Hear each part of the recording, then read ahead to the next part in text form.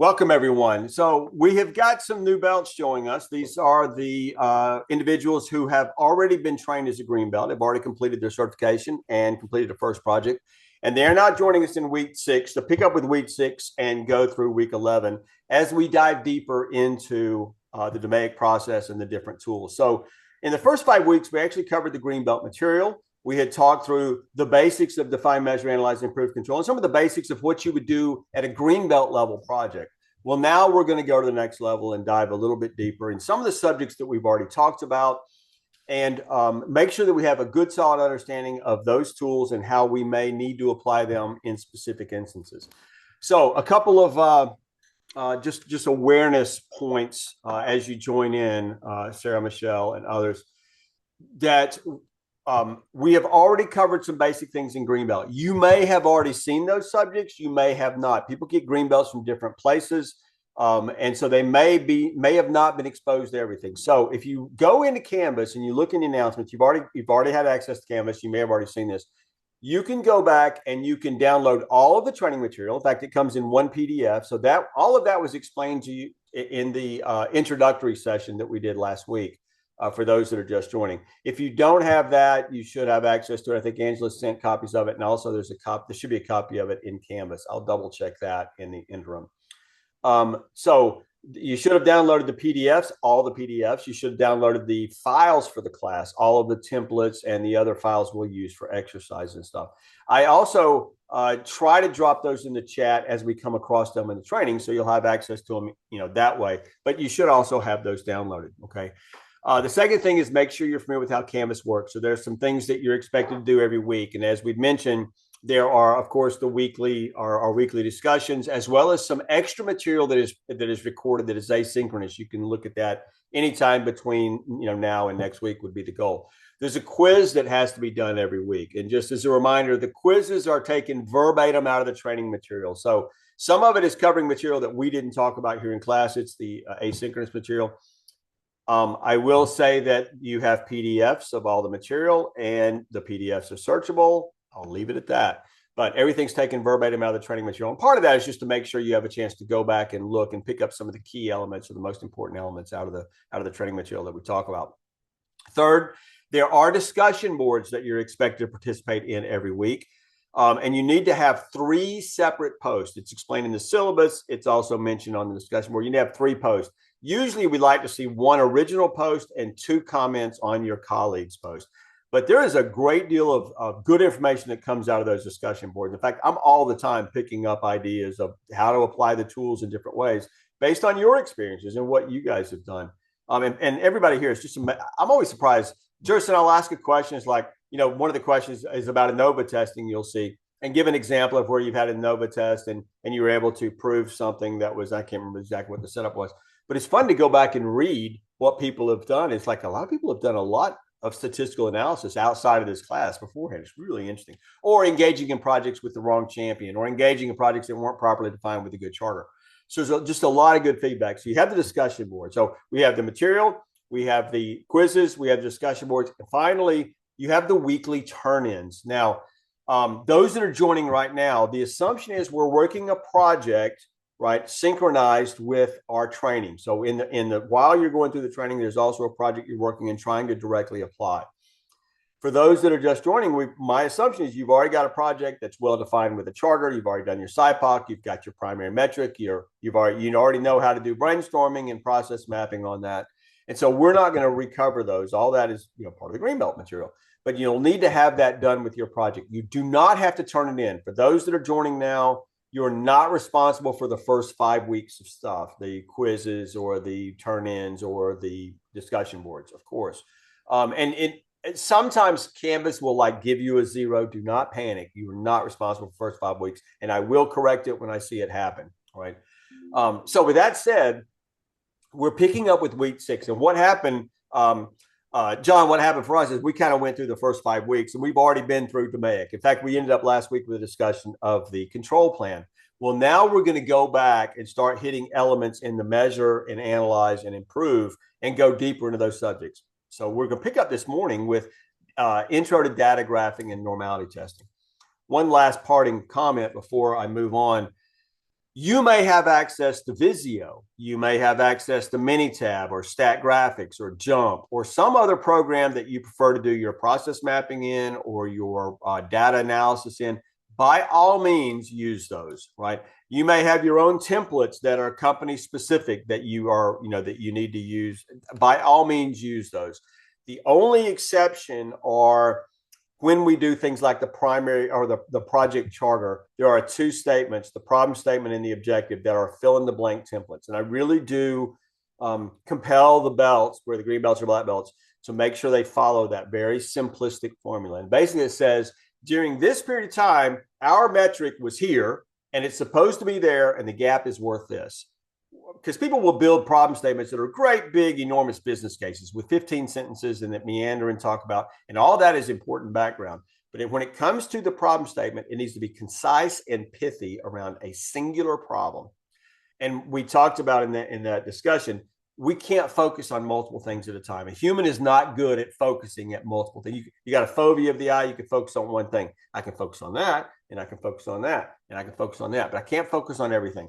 We can't cook 7 things at one time. Now, we can get bread going and put it in the oven and let it cook for 30 minutes. And in the meantime, we can do other activities. We can create a hollandaise sauce and we can do it. It's hard to do, if you've ever made a hollandaise, it's hard to do anything else but make the hollandaise because it's critical. You keep it stirring and you gradually add your butter in. If you stop and go to do something else, you're going to mess up the sauce and have to start over.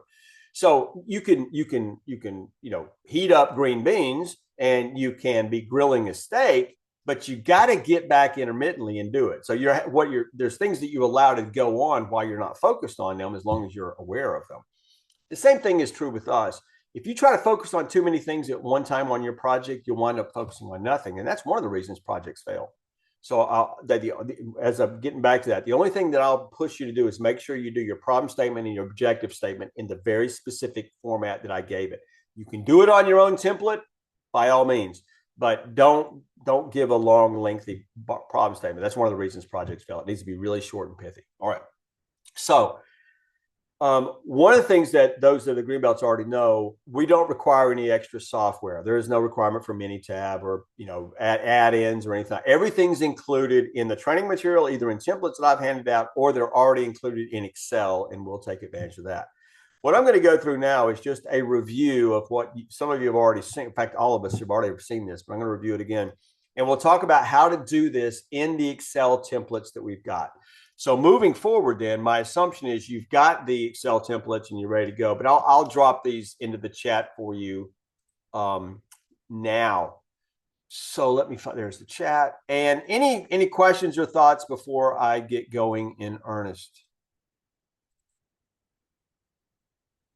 All right, so just a couple other housekeeping notes or ground rules, if you will. Feel free to ask questions at any time. You don't have to wait for the Q&A part. You don't have to wait till I stop. Wait till I pause. I do breathe occasionally, so because I talk really fast, and that's how I cover all this stuff in 11 weeks. I just talk fast. But if I will do check-ins, Andy will confirm this. I'll do things like, is everybody okay? Anybody got any questions? Any concerns? If nobody says anything, I naturally assume everybody's good and I go.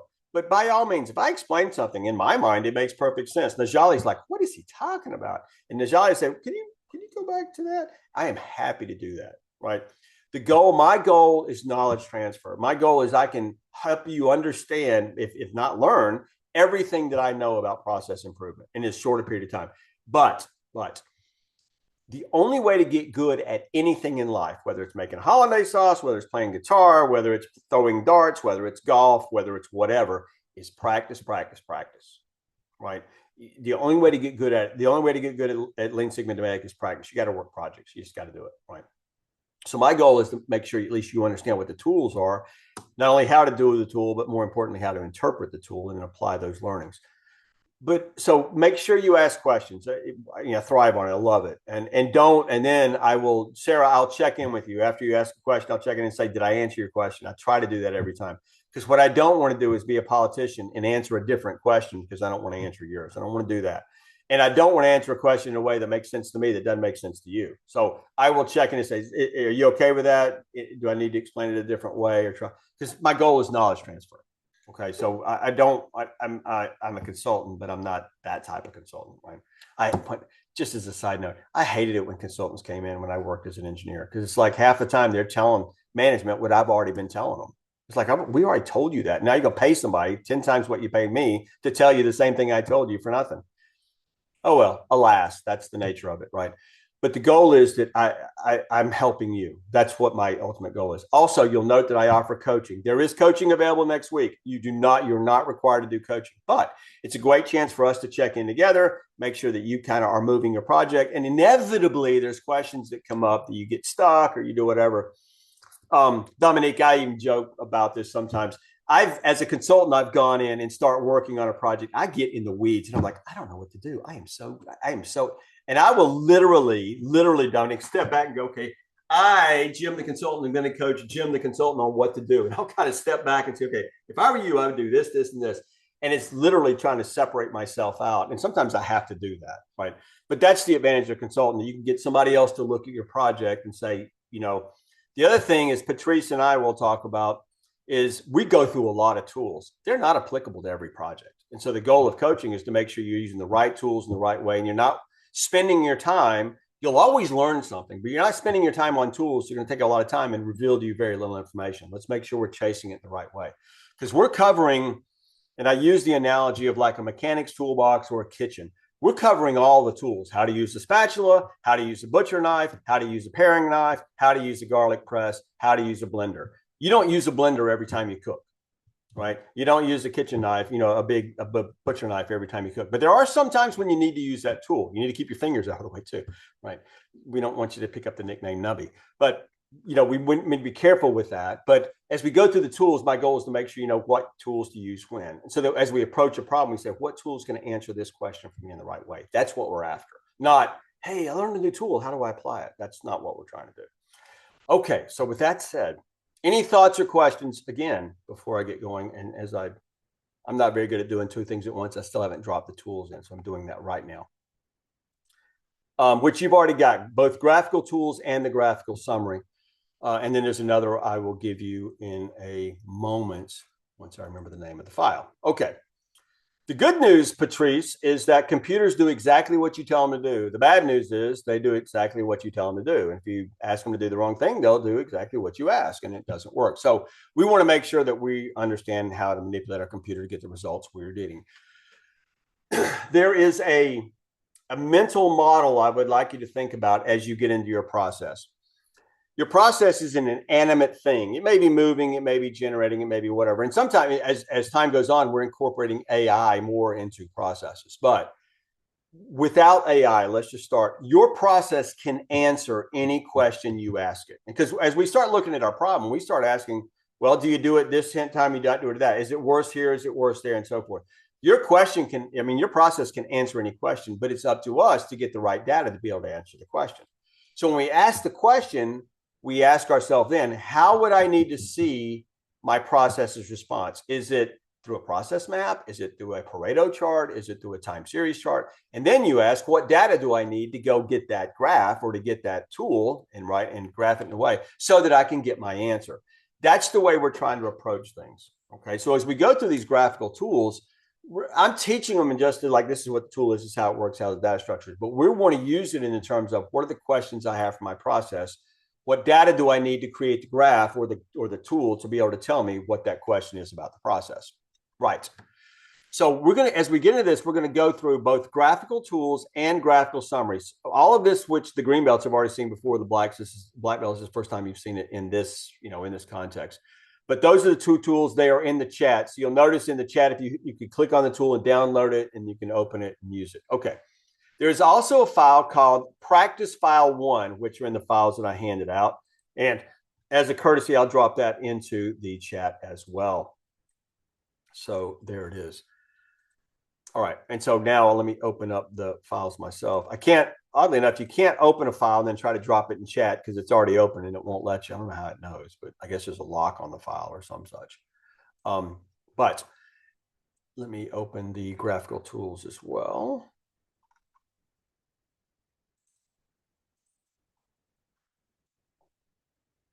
Okay.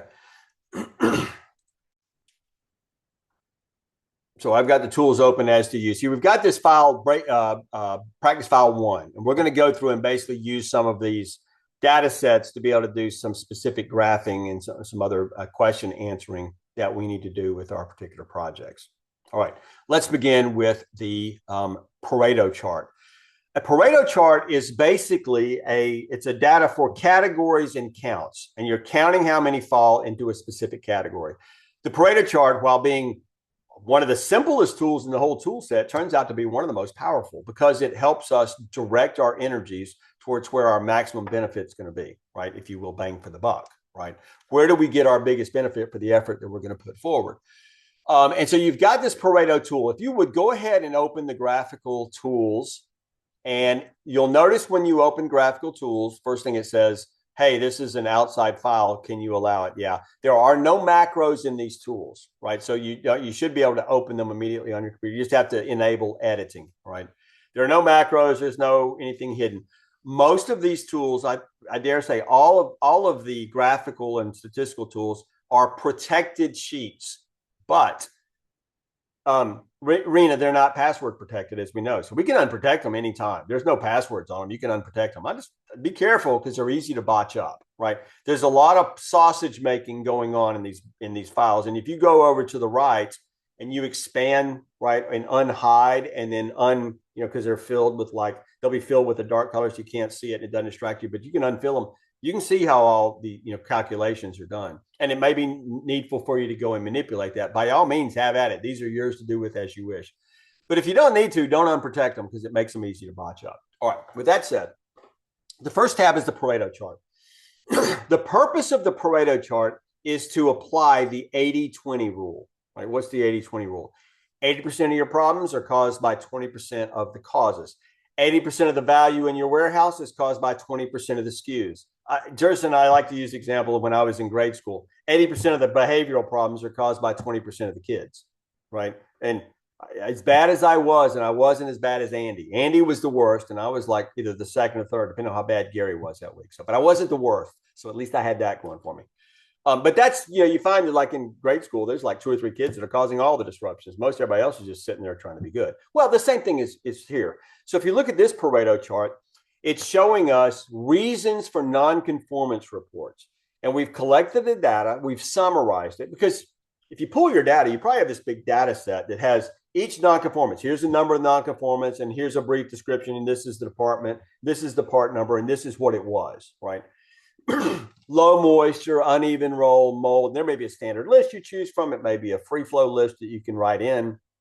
But in any case, we have summarized these NCRs, nonconformance reports, by the major category that they fell into. And then we got the count of how many fell into each one.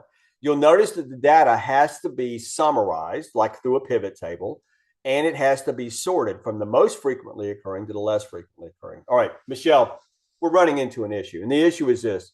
In order to make this where it has no macros, and the purpose of I'm sorry, I'm not even sharing the right file. And so you guys got to help me out too. 2 things.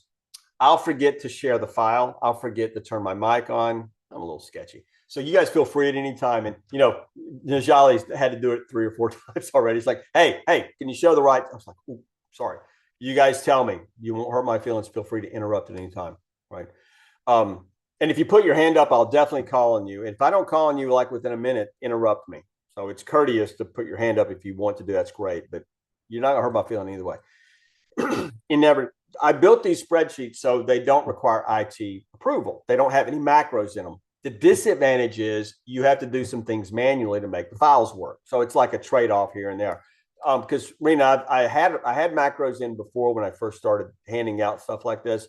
And then sometimes organizations have such tight control, you can't open anything with a macro. You couldn't even open it. And so in order to avoid that, there are no macros. The disadvantage is your data has to be sorted and summarized. All right. In this example, though, if you look at the Pareto chart on the screen, you can see that low moisture percentage is the most frequent not NCR that we have. It accounts for 46.7% of all NCRs, right? And that's what that first row is, percent of the total. The next most frequent is uneven roll. 457 incidences of that, that's 27% of the total. And now we're looking at the application of the 80-20 rule. If you add 46, 20, and 27, you get a total of 73.8. That's the cumulative percentage. So basically, if you just look at the first three categories, that accounts for 80% of all of the complaints that we have, right? And in fact, we find that low moisture accounts by itself for almost 50%. So we probably need to focus on low moisture percentage. Everybody cool with the idea? All right. Now, I'm going to jump back to the actual data set. And the data set that I've got, because of the sake of time, in coaching I may, but during training, I usually don't go through how to do things like pivot tables and that sort of thing. But there are some things I will show you. And for example, this data has been summarized. And this is the way a pivot table would come out. It may be sorting it alphabetically, or it may have some other algorithm that it's sorted on. But this data is not in order, so it needs to be sorted. Jerson, if there's something you wished Excel could do, it could do it. Right? You just got to figure out how to get it to do it. So, John, in this case, there's 7 or 8 ways to sort this data. I'm going to show you a way. I'm going to highlight the data here. And the reason I'm showing you this, I've got my things hidden. I'll go ahead and open them up there. But I'm going to highlight that, and I'm going to hit sort. All right. The sort comes up and says, okay, what do you want to sort? I want to sort that data set. You'll notice that it has a check mark here. This is useful because we're going to see this oftentimes in Excel. My data has headers. A header is just a title for the row. If I uncheck that, you'll notice it's going to try to sort the soda type and units consumed too. I don't want to sort those. I want those to stay stationary. So I'm going to click my data has headers, right? And then I'm going to sort by, you could, in this case, do a pull down and it will have the 2 things that are in the headers. I'm going to sort by units consumed. I could either sort it from smallest to largest, or I could do it from largest to small, or you could even build a customized list, which I won't go into. But I'm going to do it from largest to smallest and click OK. Now my data is set up in a way that I can paste it into the Pareto chart. Everybody see what I did? Everybody good? Sometimes you have data you want to sort on 2 or 3 things. So we'll get data files out from SAP, for example, and we may want to sort on date, and then we may want to sort on time of day, and then we want to sort on category. So we'll sort things in different ways depending on the data that you're dealing with so that we can get the right formatting, right, and understand what's going on with your data. In this case, this is fairly straightforward. So I've sorted the data. I'm going to copy that, and if you would please follow along, copy that data, and I'm going to go back to the Pareto chart here. I'm going to click category there. Now, please note, this will only hold 10 rows of data. I'm going to right mouse click there. I always paste special into these because otherwise it will bring the origin formatting in, which can mess things up. So I just pasted in my data like that, right? It was actually created to only have 10 rows of data, so all is well. You got 20 rows of data, you're going to have to create an other and drop out 11 of them and put all those into an other, right? If you want to use this chart, or you have to go back and modify it if you want, but I just have it limited to 10. All right, in this case, we have sorted on sodas consumed at events, and we're finding out which soda is most often consumed. And it's fairly evident the most common soda consumed was Coca-Cola. Had 970 units consumed for a percent of the total of 47%. The next biggest was Diet Coke, 28% of the total, 583 units. Combined, those two account for 75% of the total. Everybody good? So if I wanted to look at issue, let's say I want to try to find if I can get a price break. Well, let's not worry too much about Tab and Fanta Orange, because even if they cut it in half, that's not as good as a 10% cut on Coke because of volume. Right. So obviously we'd want to focus on price cuts on those two and not worry about these two. And they're more likely to give you price cuts on those anyway for volume. But that's one application. We use Pareto charts for lots of things. But oddly enough, it's one of the most powerful tools we have because it helps us focus on the right things. Okay. Any questions about Paretos before I continue? Everybody good?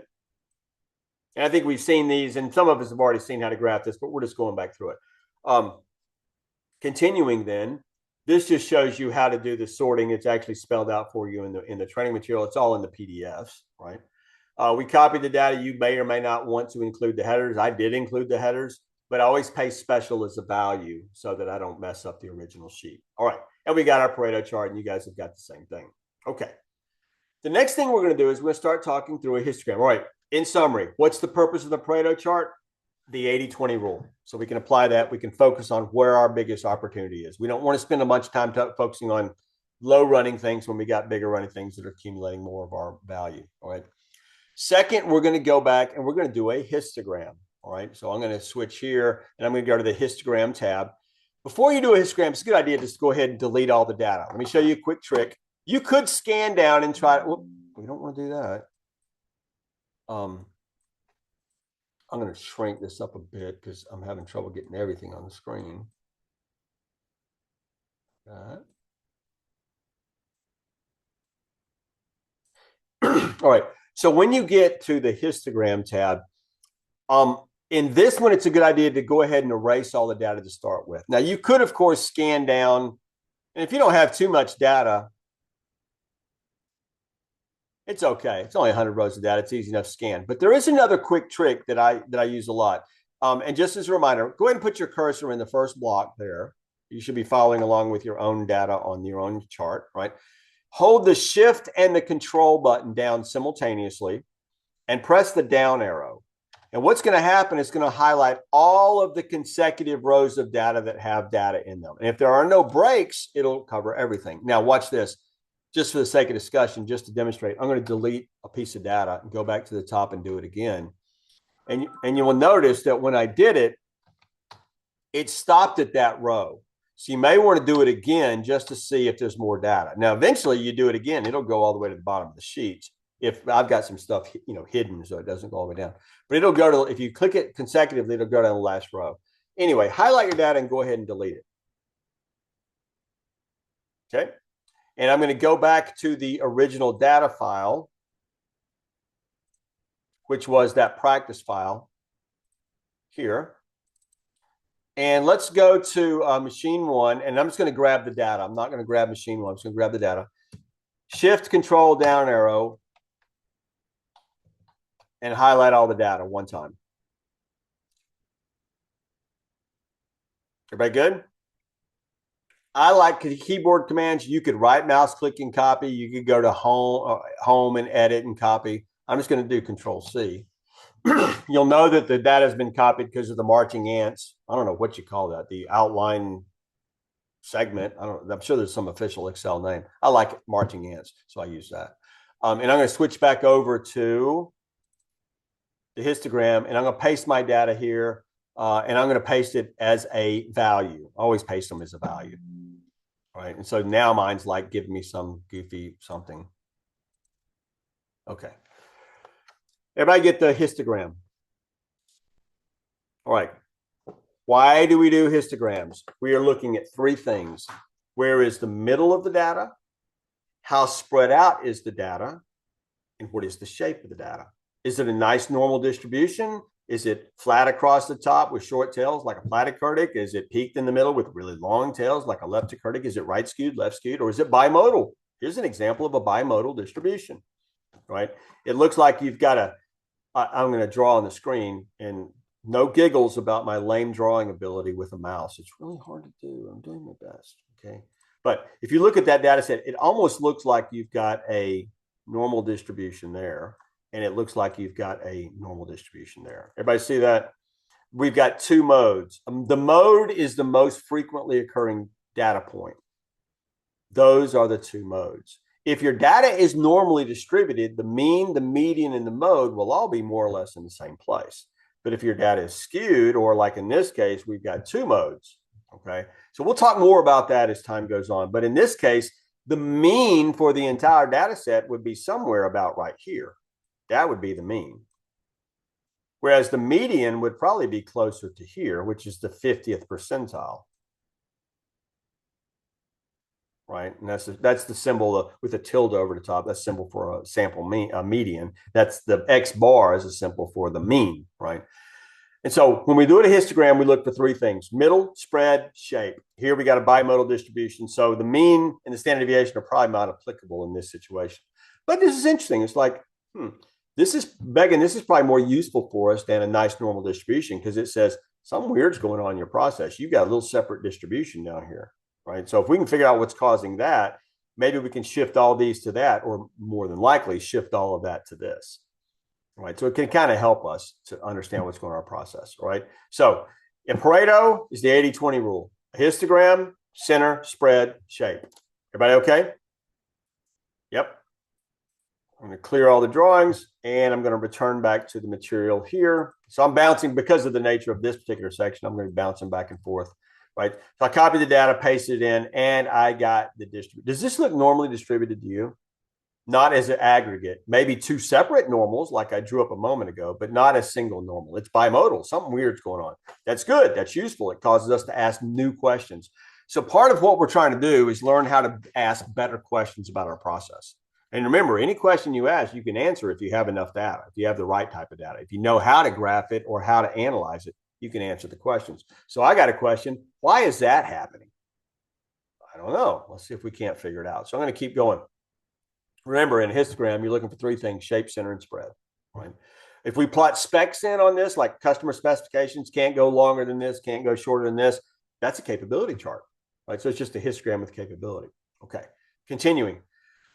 Next, we move to a tool called a box plot. A box plot is when you are looking at, the primary purpose of a box plot is to look at multiple data sets against each other to determine which one has the highest median or mean, how spread out are these distributions. So even if we don't even know what this data is, it's almost like, Dominique, somebody made the data up for the purpose of training, but we know that's not true, right? But we've got these 5 box plots. What's the purpose of the box plot? Right? Which one of those 5 boxes, which one of those 5 data sets, all plotted on the same scale, which one has the lowest mean? The mean is the red X or the red cross. Which one has the lowest mean? Coincidentally, it has the lowest median as well. Data set 3. Everybody agree? Which one has the highest mean or median? It'd be the adjacent data set 4, right? Now, I'm going to jump over for a second. Just as a reminder, so you may have learned this in Greenbelt, you may not have, but we're going to learn it now. A box plot is looking at your data from the lowest value to the highest value. Let's do a really simple example. If you had 100 kindergartners, right, and some of you have heard this example already. So if you have 100 kindergartners and you wanted to find out what the height of each kindergartner was, you'd have to measure their height. Now you have to make a decision: shoes on, shoes off. We're not going to complicate it. We'll just measure them as they're standing there. So we got the 100 kindergartners, we measure their height, and we put it on a Post-it note on the front of their shirt. I'm 57 inches. That's a really tall kindergartner. I'm 32 inches. That's more what you expect to see. 35, 36, 32, 34, 41, that sort of thing, right? If I wanted to find the average, Michelle, I would add up all the heights of all 100 kindergartners and divide by 100, and that would give me my average. That's easy peasy, right? How would I get the median? The median is the 50th percentile. The median is the second quartile cut point. How would I get that? I would stand up all the kindergartners from the shortest kindergartner here all the way up to the tallest kindergartner here in a row, starting with number 1 all the way up to number 100 to the tallest kindergartner. Well, if I did that, oh, wait a minute. Help me out, Andy. How many quarters in a dollar? Or quarters in a basketball game, or quarters in a football game? There are 4 quarters. 4 quarters in a dollar, 4 quartiles in our data set. Right? So there are 4 quartiles. That's the term. That's what quad means, quartile, right? A quad. In this particular, why do they call the muscles in your leg quads? Anybody know? Because there's 4 of them. Excellent. Okay. So, and it's plural quads. But if you look at this, I've sorted the data. The shortest kindergartner is right there. And if I counted up to kindergartner number 25 and say, how tall are you? It's like, I'm 36 inches. That would be the first quartile, right? What percentage of the kids are shorter than that?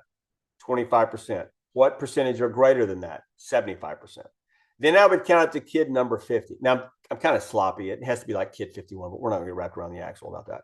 I'll count up to kid number 50, say, how tall are you? I'm 38 inches. That would be the median. That would be the middle data point. Now, just as a reminder, remember, the median means exactly the same number of data points are below the median and the same number of data points are above the median, right? So it's the same number of data points, whereas the mean is the weight of the data. So you literally could have 1 data point here and 4 data points here, and it would balance in the middle. So example, Sarah, if you had a high schooler that weighed 200 pounds and you had 4 kindergartners that weighed 50 pounds each, the average weight's 80 pounds. You're like, Nobody weighs 80 pounds. Four of the kids weighed 40 and one of the kids weighed 200. The average just says the average weight is on each side. If you looked at the split, it's like, right, well, it'd have to be, yeah, you got four kids down here that weigh 40 pounds, 50 pounds each, and one kid here that weighs 200 pounds, right? So the average is 80, but nobody weighs 80. And you only have one over here and four over here. But the median guarantees you have an equal number on each side,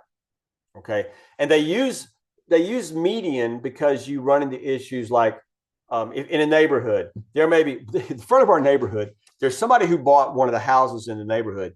They literally opened up the back of the house and doubled the size of the house, right? They tore the garage down and built a brand new garage. They tore out the front yard, redid it. They gutted the interior and redid it. So I don't know what they paid for the house. They doubled whatever they paid for the house. They now have the most expensive house in the neighborhood. I mean, yay, good for them. They say never have the most expensive house in the neighborhood because your comps are the neighborhood, right? So anyway, they have got now an extreme value. Well, if you had only a few houses in the neighborhood, let's in simplistic terms, if the houses were 90,000, 100,000, 90,000, I'm living in 1974. Just go with it, okay? 90,000, 100,000, 90,000, 100,000, and you have the one house that costs $1 million, and there was 10 houses in the neighborhood. You're like, well, the average housing price is like $180,000, and you're looking, going, none of the houses are 180,000. That's why instead of using the average housing price, they use the median housing price, because that exactly is the middle data point, okay? Or the median test score, or the median salary range, or the median income level, because you always have extreme values, right, that can skew it up. All right. That's kid number 50. Kid number 75, maybe 41 inches. All right. How much data is from that line down? 25%. How much data is in between those two lines? 25%. How much data is in between those two lines? 25 and then 25. You got 4 quartiles of data broken out in that fashion. Everybody okay? Now, to amaze your friends and mystify your enemies, you could use the interquartile range, which sounds really fancy, Dominique. And they're like, that's not fancy. That's just the difference between the 75th and 25th percentile. Yeah, but it sounds fancy when you say interquartile range. When we look at box plots, when we talk about which process is most consistent, we're looking at the interquartile range, which is basically the height of the box, right? So in that case, when we're looking at which process is most consistent, it would be data set number 2, because it has the shortest box. Which one's least consistent? Oddly enough, it's data point number or data set number 4, because it has the widest box. Does everybody see how to read a box plot? So you can have a box plot like that, where you have your data set adjacent to it, and you kind of get some information out of it. But box plots are primarily for comparing multiple data sets against each other. When we run an ANOVA analysis, for example, in a couple of weeks, we'll get a box plot along with it. And we'll be able to see not only statistical significance, but then we can very easily diagnose which ones are high and which ones are low, because we used the box plot before it. And recognize the box plot is plotting your 4 quartiles of data. Well, now, you know what's disadvantageous? Is that a word? What's the disadvantage of box plots? Rena, it doesn't tell you how many data points there are. This could be 50 data points. That could be 5,000 data points. We don't know. Right? We get a better sense of how many data points there are when we look at a histogram, because we can see the height of the count bar. But a box plot, you don't have a clue. You got to look somewhere else to know how many data points there are. Everybody okay? Right now, in the box plot template you'll notice that it gives you the name of the data set. If you actually had different names, it would change the names for you, right? And it would be, soda, Pepsi, Coke or Pepsi or whatever it was, or whatever the data is. And it gives you the mean, which is the average. Okay. And then it gives you the minimum, the 25th, 50th, 75th, and the maximum. It gives you the 4 quartiles as well. Everybody okay?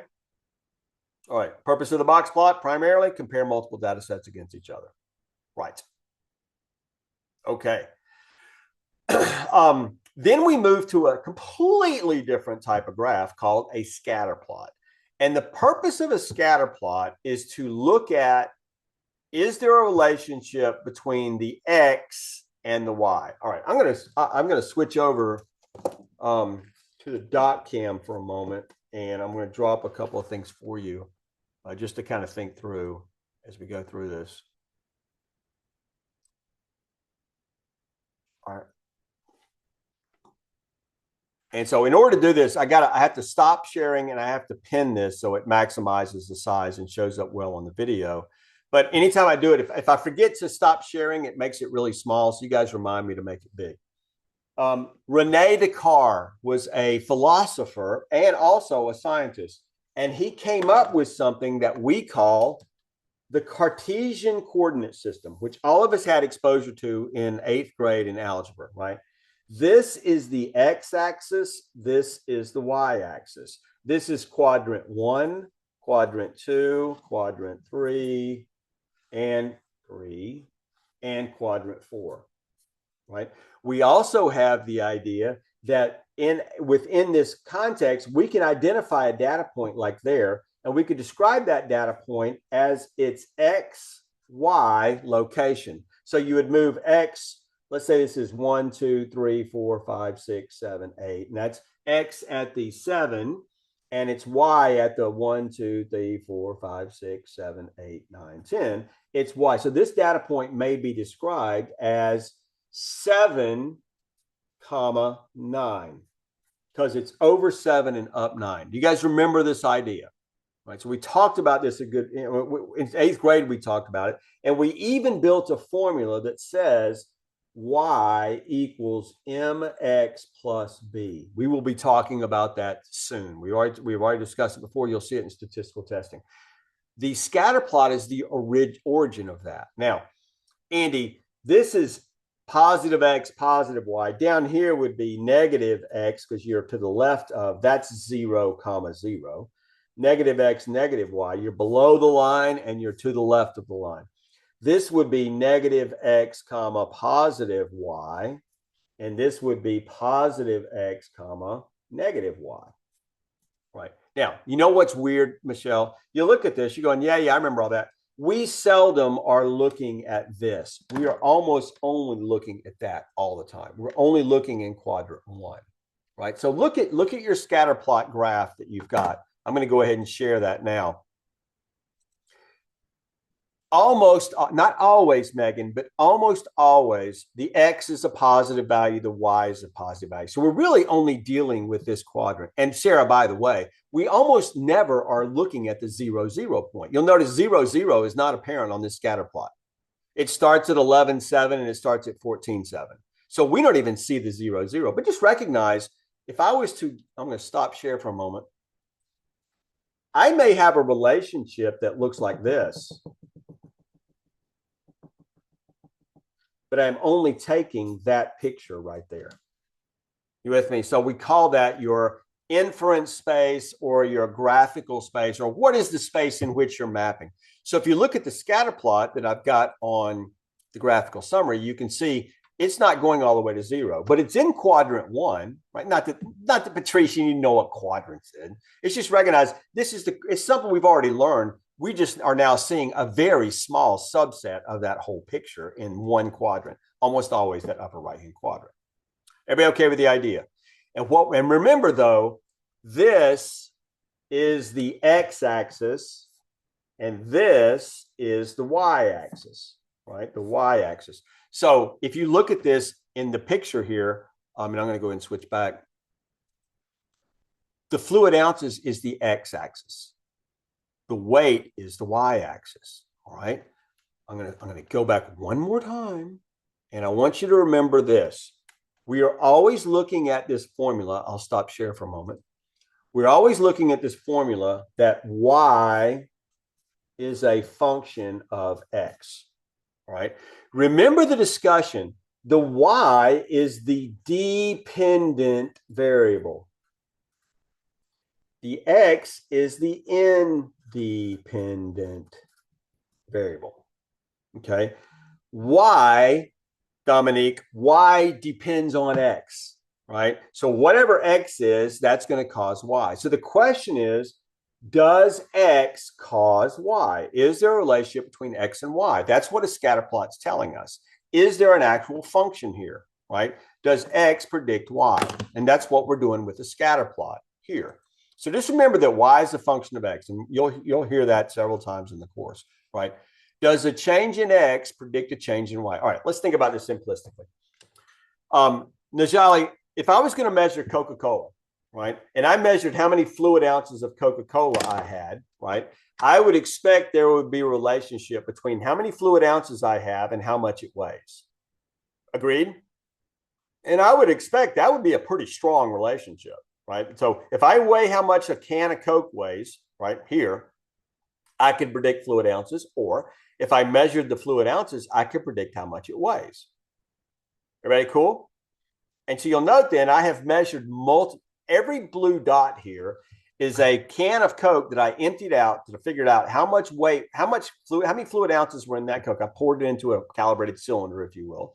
And then I went and weighed, right, that Coke. I subtracted the weight of the calibrated cylinder and I weighed the whole thing to see how much it weighed. And I graphed it. So that particular one had 11.8 fluid ounces and it weighed about 14.81 ounces. Everybody see that? So now I've got ounce, just like you get milliliters and milligrams, I've got fluid ounces and weight in ounces. It can be confusing, right? But generally speaking, what do we see? The more fluid ounces you got, the heavier the thing weighs, which is exactly what we'd expect to see. Okay. That black line is called the line of best fit. It is the line that best fits that data. Okay. The variation between the observed value, which is our little dot where we actually weighed one and measured one, and the black line is called a residual. It's the discrepancy between what you observed and what you predicted based on your model. Okay. Going to scatter plots here, we have these different relationships. There are 4 different relationships we're likely to see.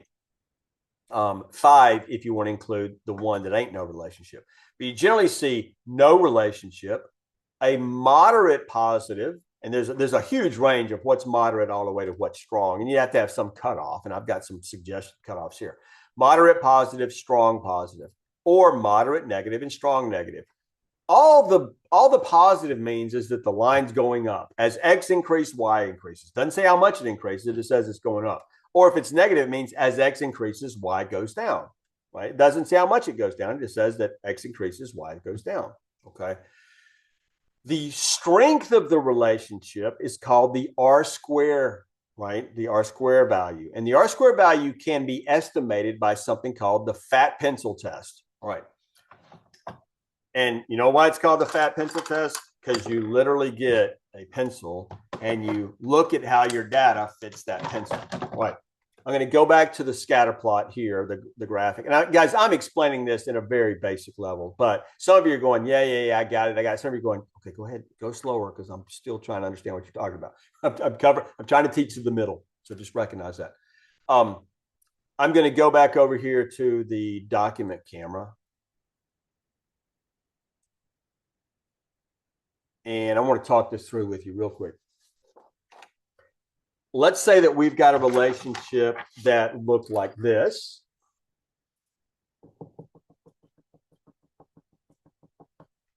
I've got another relationship that looked like this. And I've got a final relationship that looked like this. Right? All of these may have a formula that y is equal to 17 plus 0.5x. They may all have the exact same formula. They may all have a p-value of less than 0.05. They may be statistically significant. But what would be different would be the R square. This may be a R square value of maybe, I don't know, 50%. This may be an R square value of maybe 80%. And this would be an R square value of maybe 95%, right? Because why? I'm back to the fat pencil test. I'm going to put my fat pencil on that data set. There is a lot of spillage of data outside of my pencil. The more spillage there is, the lower the R square. In this one, you'll notice the fat pencil covers the majority of the data. The R squared is much higher, right? Andy, the last one, my pencil covers all the data. That's a really strong relationship, like 95%. Okay.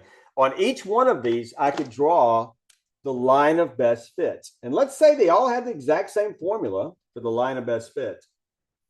But you can see there's more scatter of data around this one than there is that, hence the higher R square here. And there's even more. I mean, there's less scatter here than there is so even a higher R square. So the more scatter there is. Okay, now here's what we got to take away out of this.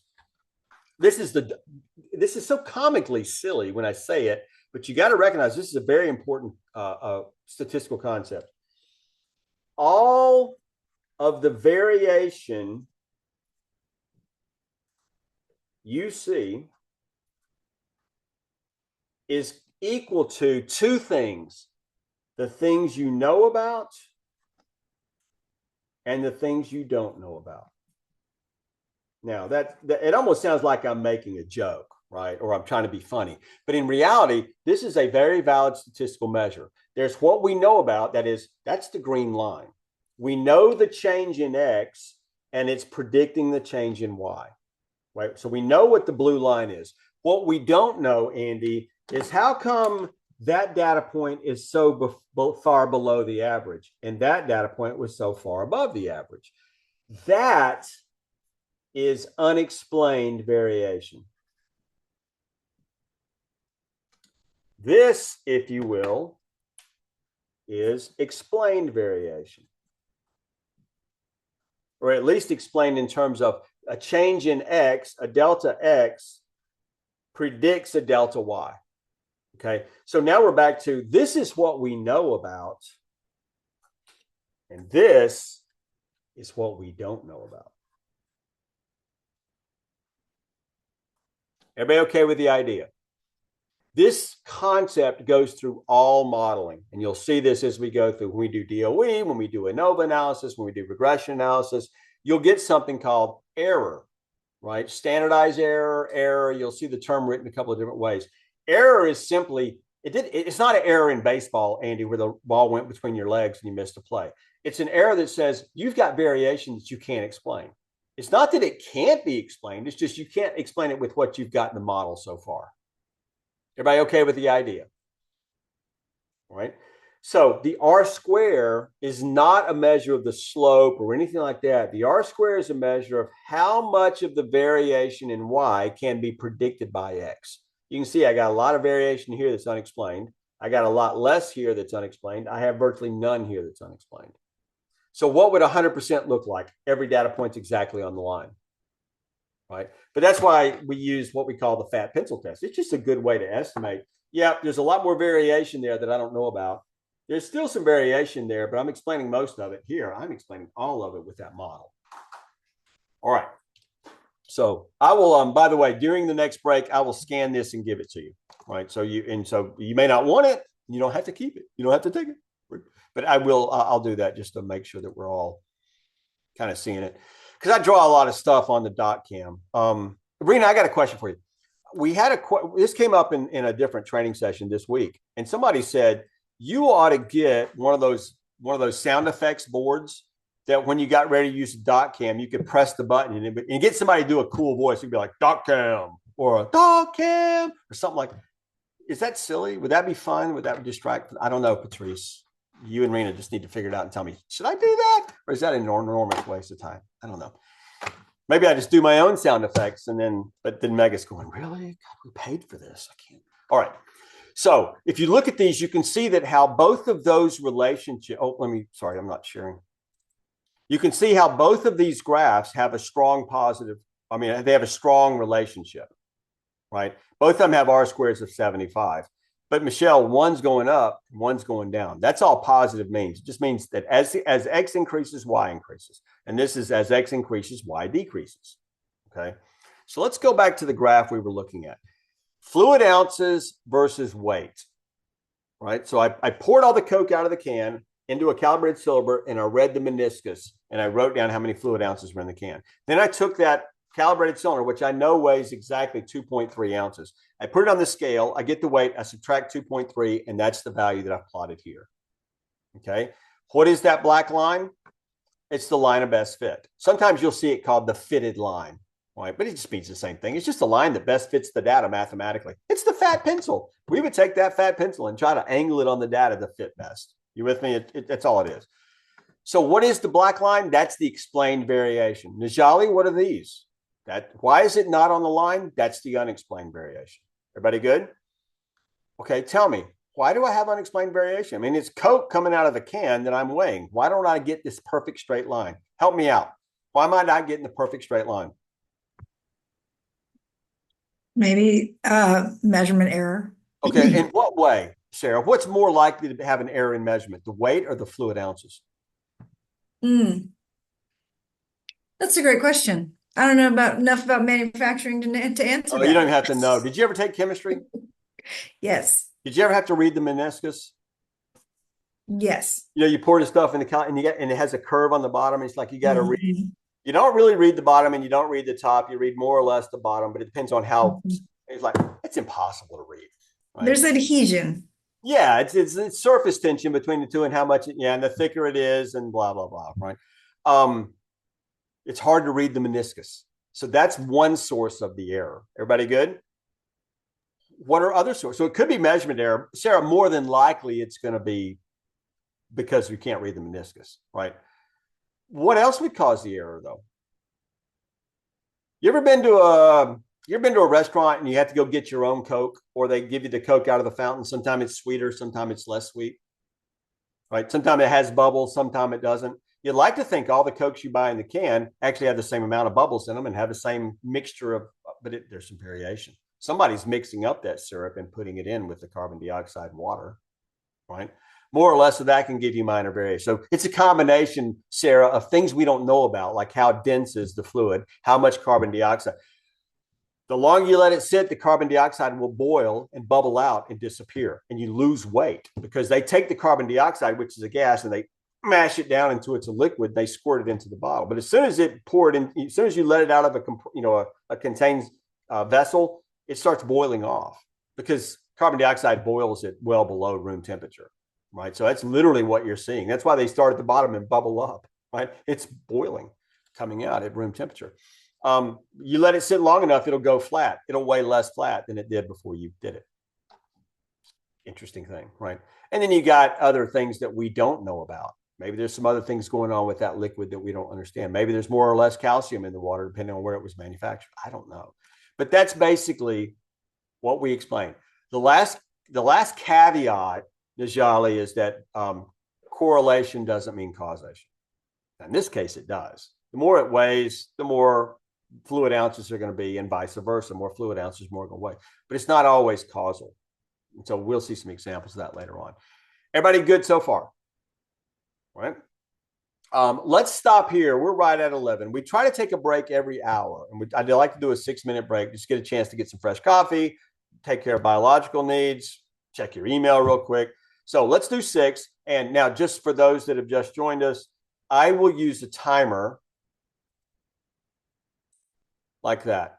And I'm fairly prompt. When the timer expires, we'll resume class. So other than that, your next 6 minutes are time for you to take care of what you. I'll see you back in 6.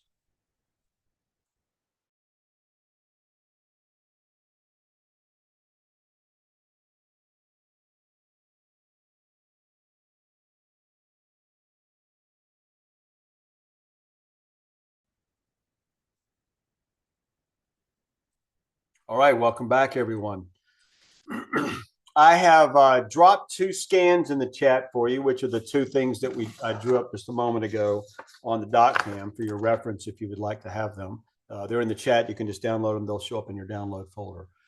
And I'm going to continue with where we were talking about graphical tools. So thus far, we have talked about the idea of the Pareto chart, which is for discrete data where we're counting by category. Then we talked about the idea of a histogram. We discussed the concept of the box plot, comparing multiple data sets against each other. Finally, we're going to look at a time series plot.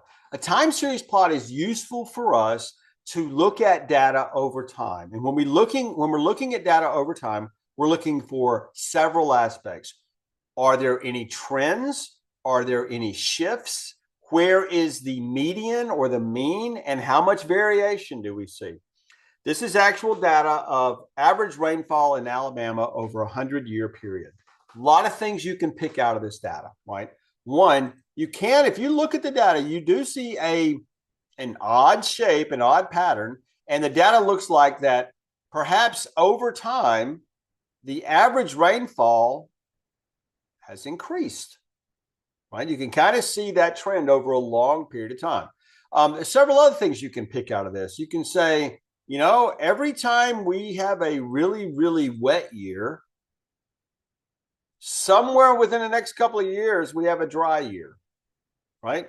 Really wet year, really dry year, really wet year, really dry year. There's a lot of volatility in the amount of rainfall that you get. You know, famine time, flood time, right? Most of it's closer to the average.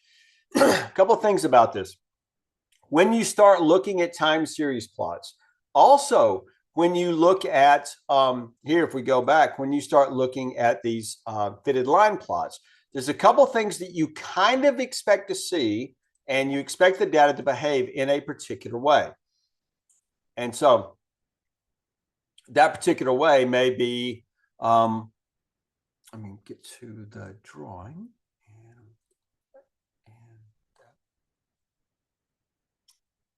You would expect the data to follow more or less a normal distribution about the mean, right? So what would you expect?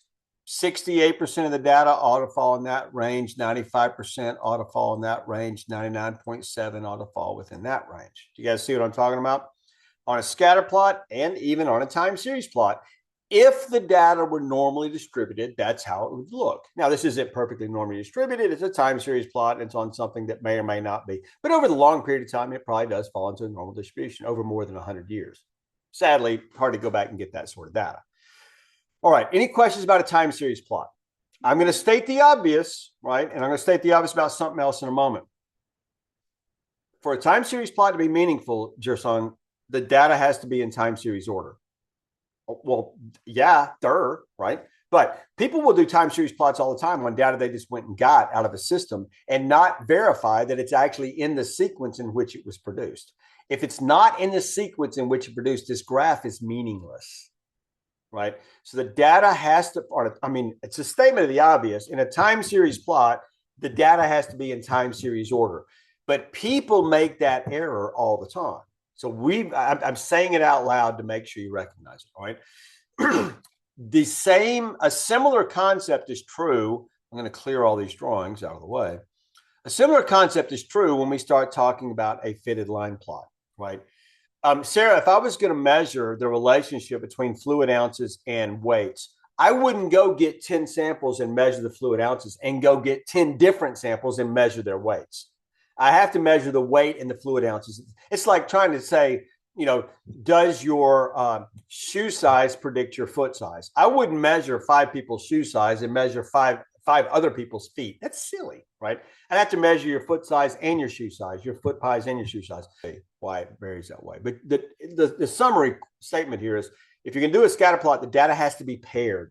You have to be comparing the same things collected at the same point in time, right? So that you can compare the two, which is, again, seemingly a statement of the obvious, but people make errors with that data, that sort of data as well. All right. Before I go to the graphical summary, I'm going to reflect on just one other aspect of this, and that is we often will want to torture our data, or at least graph our data in multiple ways. And let me explain what I mean. I'm going to now we're going back to the dot cam. But what I would like you to see is this. If I had a time series plot of data that looked like this, right? If I was to turn that data sideways and do like a pachinko machine and let the data fall down in a series of bins, I would get a histogram that looks something like that. That's more or less a normal distribution. And if all those data points collapsed into a column, they would look more or less like a bell-shaped curve. Everybody see that? Correspondingly, if I went and drew a box plot, the box plot would look more or less symmetrical about the median. That is, the median would be in the middle and the data would be spread out more or less equally across. Everybody see that? Sometimes you see data sets that look like this.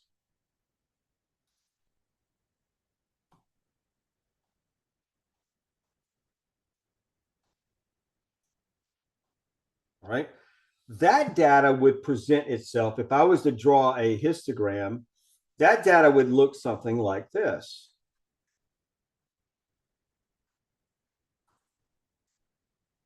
And we would Can you call push this the paper up, please? Oh, thank you. Thank you. It would look more or less like a bimodal distribution, right? And the box plot would be a really wide box plot with relatively short tails because of the nature of that data. Everybody good with the idea, right? If I had a data set that looked like this,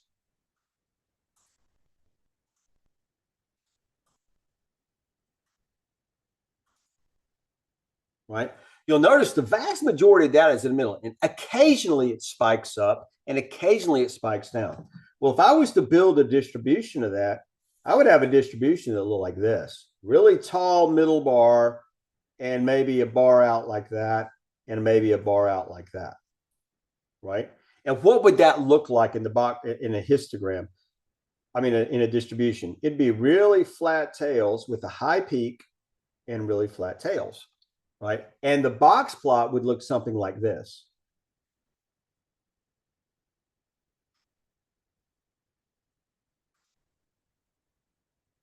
So I would have a very tight box comparatively, long tails and outliers. Everybody follow the idea? Last example. Sorry about that. I may have a data set that looks like this. And this, guys, by the way, this is what you typically see if you're doing cycle time, right?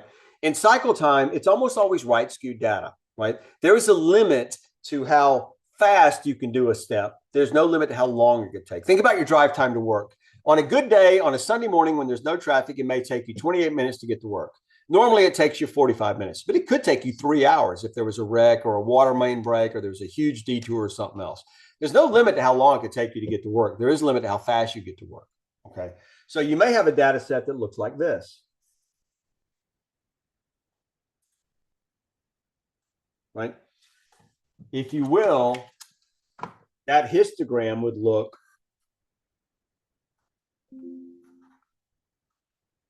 and it would be a very pronounced right skewed distribution.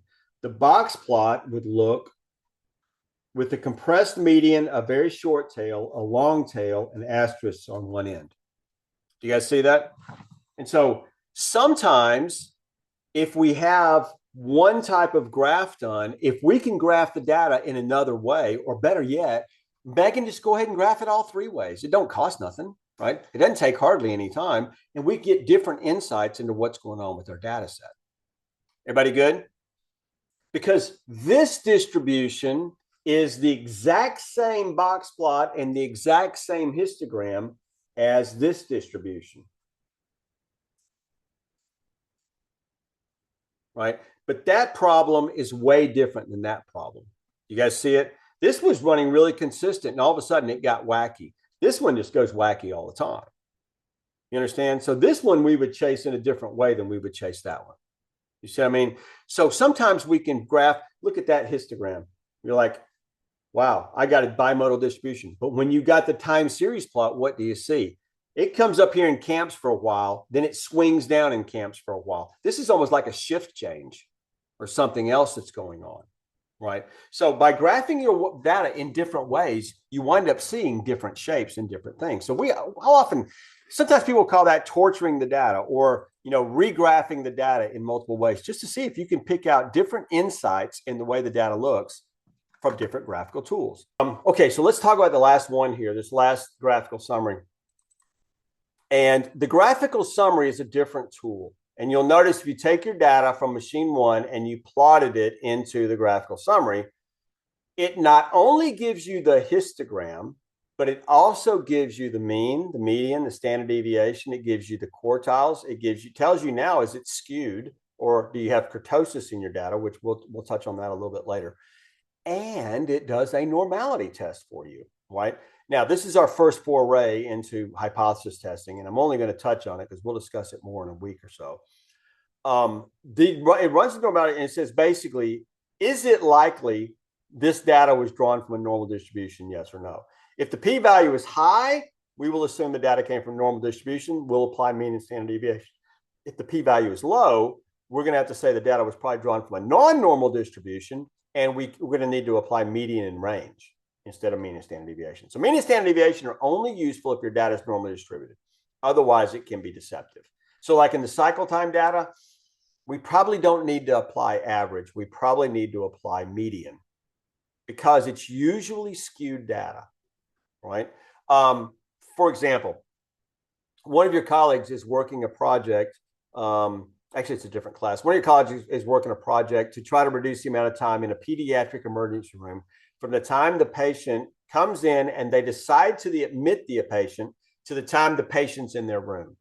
Sometimes that time frame, Michelle, is about 15 minutes. We decide we want to admit them and they're in the room for 15 minutes. Sometimes it takes 4 hours. It's a very right skewed distribution, right? Most of them are taking somewhere like 75% of the time, it's less than an hour. But you do have the ones that are like 4 or 5. Sometimes you have lines 12 hours because there's no rooms available at all. They just have to wait on a gurney in the hall, which is awful. But they don't have the beds. So what are they going to do? But to use the mean may be 1.4 hours. And you're going, yeah, but like 70% of the time, it's less than an hour. What's up with that, right? Because the mean is pulled up by the extreme value. So we need to use median instead. But there are instances, and that's some of the stuff that we'll talk about in coaching in your specific project. Everybody okay with the idea? All right. There is an exercise that we can do here called data for exercise. And I'm going to hold that exercise. I want you to do this instead. When we plotted the histogram of machine 1, we got that plot. Do you guys see that? All right. What I would like you to do, now notice the time is in the adjacent column. So this data is in time series order, right? What I would like you to do is I would like you to do this individually. It's take about 3 minutes to do it, and then I'll do it for the group. But I'd like you to try to do it on your own first. I would like you to go back to the time series plot there, erase all that data, and put in the time of day in the first column, and then put in your value from machine 1 in this column. And see if you can figure out what's going on. Everybody understand what we're going to do? So plot machine 1 on your time series plot, but pull over the actually hours because it's in that adjacent column right there. So column A and B, copy and paste both columns and paste them there. You probably need to delete your rainfall first because there's more data points for rainfall. Paste it there and see if you can interpret what's going on. Remember to paste special as a value. All right, about 3 minutes, and then we'll review it as a group. And I want to see what you come up with.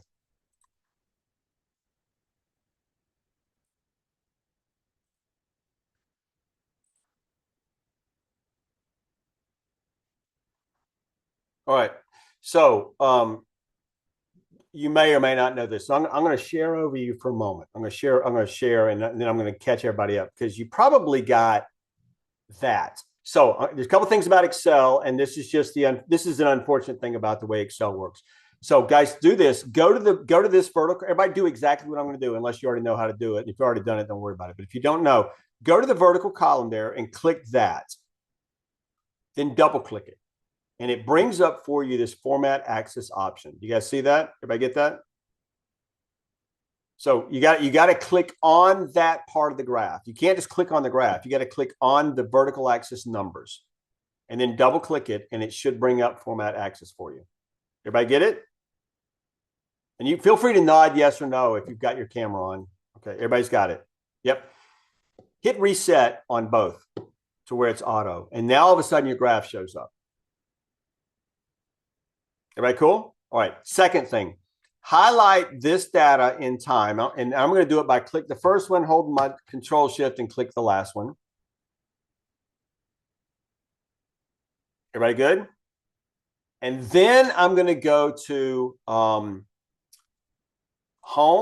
Well, you probably don't have to go to home. You probably have it showing. But go to number and not number. I have to make it big. If you go to home, what I want to do is change the formatting. Now, this is one of those issues with Excel that just gets goofy. Even though this is unprotected, I can't change the format. So I'm going to have to turn that off. So go to review and unprotect the sheet. So go to review, unprotect the sheet. Highlight that data. Now go back to home, and here, I don't know why it's not showing it right.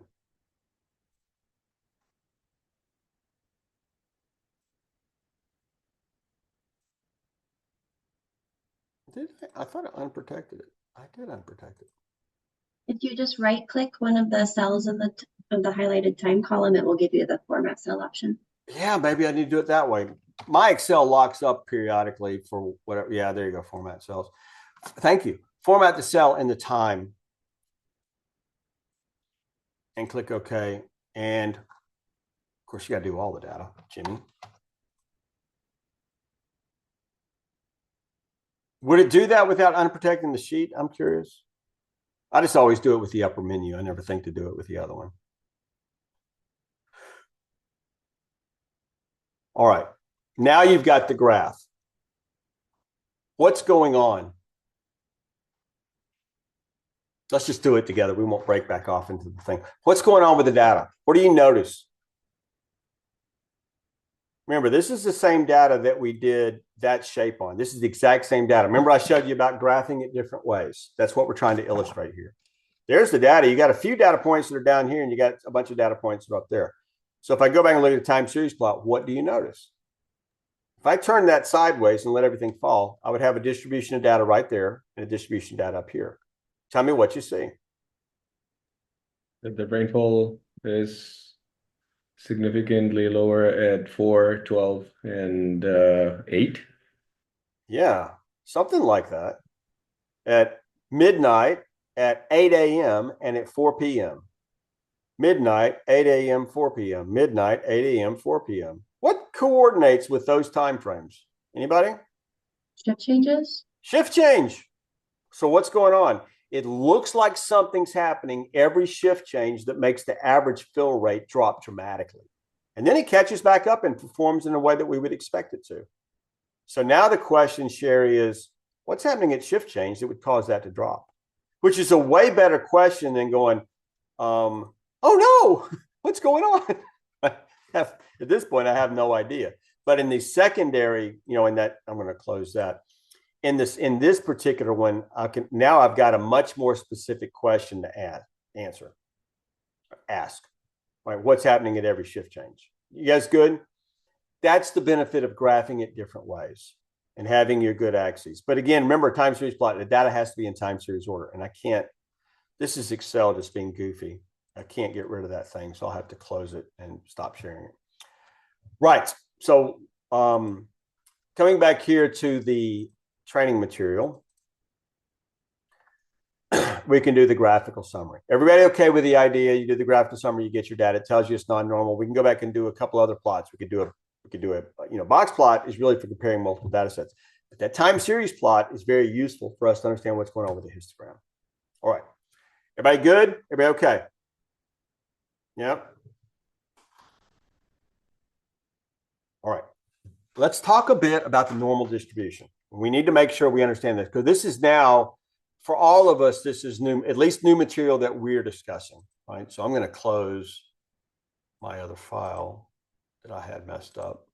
And we're going to talk about the normal curve, okay? First of all, you guys can see this distribution of the mean with plus or minus 1, 2, and 3 standard deviations, the mean minus 1, 2, and 3 standard deviations. We spent some time talking about mean, median, and mode. Mode is the graphical middle. It's the highest bar in the graph. The median is the middle data point, right? So you remember we sorted the kindergartners and counted the kid number 50. That's the median. The mean is the average, right? So you add them all up, you divide by how many you got, you get the average. Okay. The standard deviation, right? Big fancy formula, and we've already talked about that, and we'll touch on it again eventually. But the standard deviation, I want you to think about the term standard, meaning typical or average, if you will, the average person, the typical person, the standard person.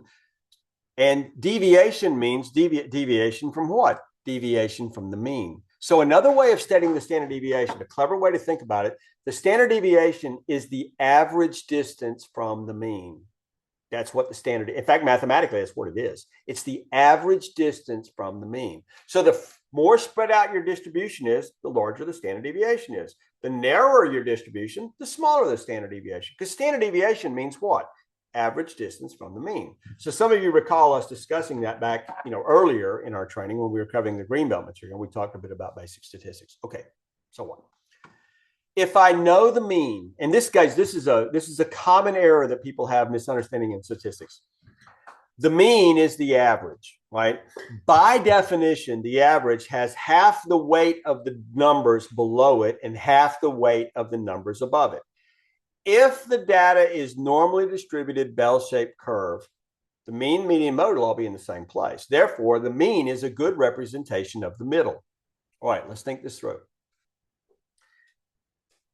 And I'm gonna talk about drive time to work, and Rena, for the sake of discussion, I'm going to treat it as if it's a normal distribution, just for the sake of argument. Okay. If my average drive time to work is 30 minutes, what's going to happen half the time? You'll It's get an open there question for everybody. I'm shorter sorry, go ahead. than 30 minutes. You'll get there faster than 30 minutes. It's gonna take fast. I'm gonna be faster than 30 minutes, and half the time it's gonna take longer than 30 minutes. That is the definition of the average. Andy, the logical error that people make, or the misunderstanding people have, is they say, well, my average is 25 or 30 minutes. I got to work in 37 minutes. I can't believe that. It took me so long. It's like, well, if the average is 30, sometimes it's going to be longer, and sometimes that's the definition of an average. So people will often misinterpret the average as a limit, right? It's not a limit. It's just saying that's the average. Well, here's the second thing. If you know the mean and you know the standard deviation, then you can then predict with more precision how your drive time is going to be. Now, if my drive time average is 25, I can't tell you how long it's going to take me tomorrow. I have no idea, right? But I can do this. If my mean, let's say, and I'm going to superimpose some values here. We said 30 minutes, so I'm going to keep with that. If my mean is 30 minutes, right there, that's 30 minutes.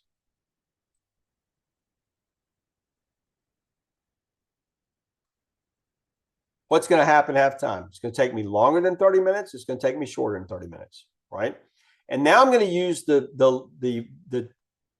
lowercase s to represent the standard deviation. All right, help me out. What does standard deviation mean? What's another way of thinking of standard deviation?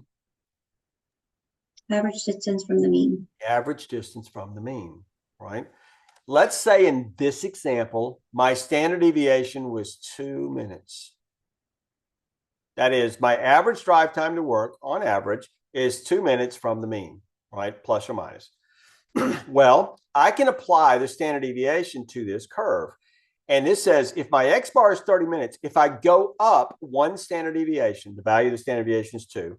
So what is the value right here? 32. Does everybody understand how I got 32 right there? I went up 1 standard deviation and I went down 1 standard deviation. So what is this telling me? I don't know how long it's going to take me tomorrow, but I got a 68% chance it's going to take me between 28 and 32. You guys see that? And what's the value right here? 26. What's the value right here? 34. 95% of the time is going to take me between 26 and 34 minutes. You guys good? And then finally, what's the values here? 24 and 36. Right. Now, where did I get these numbers? Sherry, I had to have measured my drive time to work for like a month or two and get 30 or 50 data points or something like that. And then using that data with the graphical summary, I calculated my mean and standard deviation, which coincidentally fell exactly at 30 and 2 for this example. Everybody good? Okay. But with that now, I can say, unless something changes, what should my drive time look like into the indefinite future? The same way it looked like in my small sample time, with some minor variation, of course. right? But if that data is representative and random, then I would expect my drive time to average 30 minutes into the indefinite future, unless something changes. A bunch of people move into the area, a bunch of people move out of the area. We add new stoplights, we have a new on-ramp, we get a new highway. They shut the highway down for 3 years because a car caught fire and burnt out the exchange, and that happens, right? So whatever, unless something changes, I can expect this to happen. So what should happen 99.7% of the time? My drive time will be between 24 and 36. Everybody okay with the idea? If my data, this is a big fat if, right? If my data is normally distributed, I need to test it with the graphical summary. But if my data is normally distributed, I can apply mean and standard deviation and start making some very powerful statements, right, about my process. Now, what if I have decided arbitrarily that if it takes longer than 34 minutes, I'm going to be mad and huffy all day and take it out on my coworkers? What percent of the time am I going to be taking it out on my coworkers? That is called the right tail area, right? This is the percentage of time I'm going to be mad and take it out on my coworkers, right? Well, let's think this through. If plus or minus 2 standard deviations capture 95% of the data, how much is left over? 5%. But how is it allocated, Patrice? 2.5 down here and 2.5 up here. So what am I going to do 2.5% of the time? Be a pill at work, right? And be difficult to get along with because it took me longer than my arbitrary 34 minutes for whatever reason. You guys good? But I'll never be angry if I get to work fast. Actually, probably some of us would be mad if we got to work fast because we don't want to get there in time for the meeting we'd rather miss, right? Who knows? But I mean, you with me in the idea. That's the whole point behind this. I could get rid of all that green data, and this could be your average golf drive, right, using a driver. And it could be 250 yards with a standard deviation of 10 yards. You could do the same thing. We could start predicting your likelihood of landing on the green or not landing on the green, right? We could do this with the average fill rate of a particular vial in a life sciences business when you're making reagents. We could use this for looking at wait time in an emergency room. We could use this for a lot of different things, as long as the data is normally distributed. So what's the caveat? The data's got to be normally distributed. Okay, everybody good? So when we talk about a normal distribution, we will use some other words. We will often use the words the Gaussian curve. Actually, we will never use the word the Gaussian curve, but it is a Gaussian curve named after Frederick Gauss. But we'll use the normal curve, or we'll use the term the bell-shaped curve. You've probably heard the bell-shaped curve. You've probably heard that term, right? But what the bell-shaped curve is imagine if I had a bell, I'm on Downton Abbey and it's time for some more tea. And I tinkle, tinkle, tinkle, ring my bell, and somebody brings in and gives me some more tea. Yay, me, right? Well, if I took my bell and cut it in half, that cross-section would look like a bell. That's why they call this a bell-shaped curve. It looks like the cross-section of a bell that you would ring, or the Liberty Bell, or you pick your bell. Okay. Continuing with that idea, then, if it's a normal distribution, it has several characteristics. Number one, the mean is a good representation of the middle of the data, right? So it'd be, hold on a second. Let me show you this. Remember this distribution we looked at here? Remember this one? Where would the mean be? The mean's going to be somewhere weird, like right here. Because you got some values that are dragging it down. You got a bunch of values up here. Now, where's the mode? Well, there's 2 modes, but the biggest mode is right there. And the median is probably going to be somewhere around here. But the mean, the X bar, the mean is drug in the direction of the extreme values. Everybody see that? It's been pulled down because of those extreme values pulling the average down or average up. So when we say that, I'm going to erase that.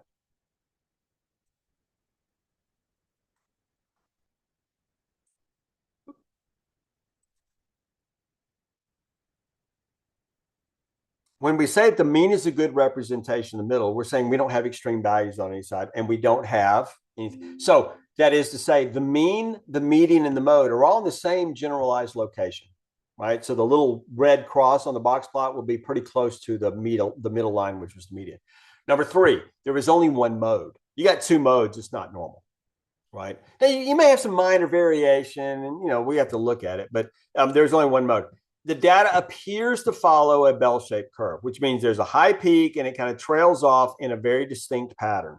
It's not triangular. It's not peaked with really long tails. It's kind of a bell-shaped curve, right?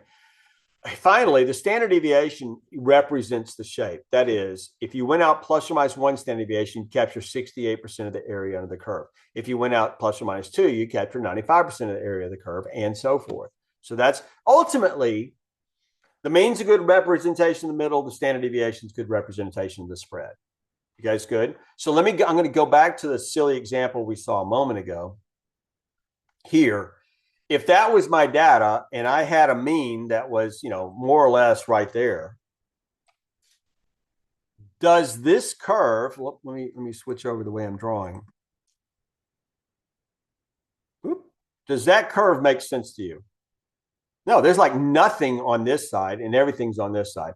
If I went out plus or minus 1 standard deviation, I may, Megan, actually capture 68% of the data, but it ain't 34 here and 34 here. It's like 60 here and 8% there. You with me?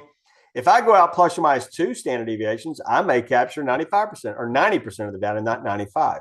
And it may be that 80% of it's here and 10% of it's there. But if I went out plus or minus 3 standard deviations, I don't capture 99.7 because you got that whole group right there. It's not even underneath the curve. You see what I'm saying? So if it's a bell shape, it's going to represent the shape of the data. Do you guys follow that idea? Visually, can you see? Right? And so part of what we want to do is we don't want to find ourselves completely dependent on the statistics, and we don't want to find ourselves completely dependent on the graphs. We want to combine the graphs and the statistics to get a good understanding of what's going on in the process. All right. So continuing with that idea, do these distributions look normal to you? That definitely don't look normal. It's bimodal. What's going on with this one? It's right skewed. The mean has been pulled in the direction. So guys, the skew direction is the direction in which the mean is pulled. Sometimes it's counterintuitive, Andy, because we'll have the mean there. We'll say it looks like the hunk of data is there. That's left skewed. Actually, the skew is the direction of the extreme values.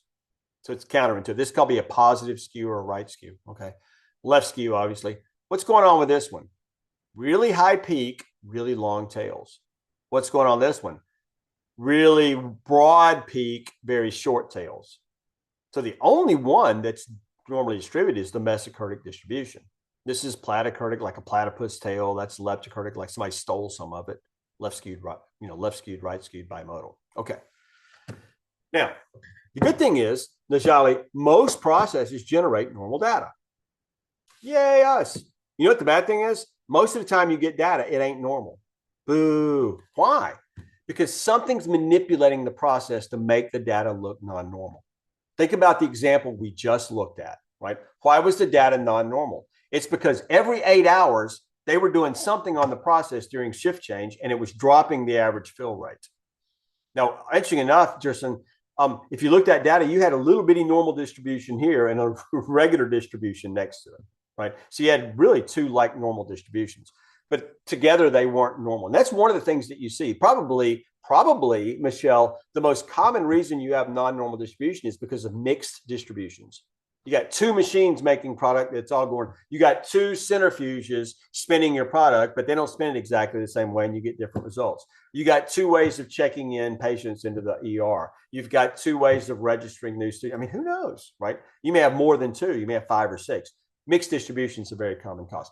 But guys, recognize this. The goal is not normal data. Your goal is not to have normal data. That's another common misconception people have. That's why I'm saying it out loud. The goal is not to get normal data. The goal is to solve the problems in your process, right? If your data is normal, you can apply mean and standard deviation. All right, good. But if your data is not normal, sometimes, Andy, that's better off than normal data, especially in that fill rate example. When we saw that something was happening every 8 hours, man, that's a lot easier to solve than trying to reduce the variation. Everybody good? So the goal is not normal data. The goal is to solve your problem. If it's normal, we use mean and standard deviation. If it's not normal, we have to use median and range. That doesn't mean we can't solve the problem. In fact, it may make it easier to solve the problem if we can find out the reason for non-normality. It's making my data look abnormal, okay? Now, some processes and I was using drive time, cycle time is notoriously right skewed. Almost always. There are exceptions, of course, but almost always it's right skewed because there's a limit to how fast it could go. There's no limit to how long it could take. right? Think about your money in your checkbook, right? I've had a couple of times where I like bought a house and I was moving and so like there was this period of time I'd have like $180,000 in my check account. I'm like, woohoo! But then it's gone the next day because I had to pay the loan off. It was just a temporary thing to get one loan so I could pay off something else, right? But so that's not a good. You couldn't go back and look at my check and go, well, on average, I have 17,000. No, I don't. I guarantee you, I don't. Right? Usually, it's around 200 or 300. There was that one point in time, So we got to be careful with that. Sometimes we apply mean when it's not, right? Some processes, your checking account balance, for example, is a good example of a non-normal distribution. Hopefully it never gets in the negative, right? But because there is you could go negative on your checking account. Some of us have found that out the hard way, right?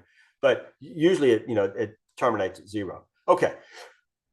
There are lots of reasons for it. And that is covered in a section in 991 called Assessing Normality. And it goes through all these reasons: mixed distributions, natural limits, cherry picking, et cetera, right? But what I want to focus on now is, how do you know if it's non-normal? Well, we use the graphical summary and we do a normality test. Okay. Remember, I'm going to back up for a moment. Look at the first statement. What's the first statement? Most processes generate normal data, right? Since that's true, we're going to assume then any data we get is normally distributed. And unless we have evidence to the contrary, we'll continue assuming that it's normal. Well, this kind of fits in with our normality test. Our data we're going to assume a data is normal. So the p-value is the probability your data could have been drawn from a normal distribution. All right. Now I'm going to get into hypothesis testing next week, and we'll cover this in very great detail. Some of you have already been exposed to it. Right. But in a normality test, we're going to assume the data is normal. If the P is high, if the P is above 0.05, we will continue assuming it's normal. But if the P gets below 0.05, we have to reject the null and accept the odds that the data is non-normal. Thus, we can't use mean and standard deviation. Now, Dominic, the thing we have at our advantage is we can do this in Excel, and it actually tells you the answer, right? It shows you the p-value, it turns color, and it says, this was drawn from a non-normal distribution. So don't be using mean and standard deviation. Right. But if the p-value was normal, the p-value would have been, if the data was normal, the p-value would have been like 0.5 or 0.6 or 0.7. And it would say this was drawn from a normal distribution. Thus, we can use mean standard deviation. So all of our hypothesis testing, just to help avoid the confusion of null and null hypothesis and p-values null, will actually tell us what the conclusion is. Right. And that's one of the good things about Excel. We can help in that way. Okay. And you get these other measures like skewness and kurtosis. A positive number is a positive skew. That is, it's drug out to the right. A negative number is a negative skew, which we can see here. This is a negative skew. It's been drugged down by those extreme values. The skew is the direction the mean is pulled. That's the way to remember it. The skew is the direction the mean is pulled. So here you can see the median was 1199, but the mean is below that. It's been pulled lower because of those extreme values pulling it down. Everybody good?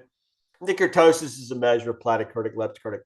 And I include these, Rena, because we're used to using, or some people are used to using. If you go back 70 years, you couldn't graph data very easily. It was very difficult to graph data. You had to do it by hand. Well, in modern day, I mean, guys, I know you know this.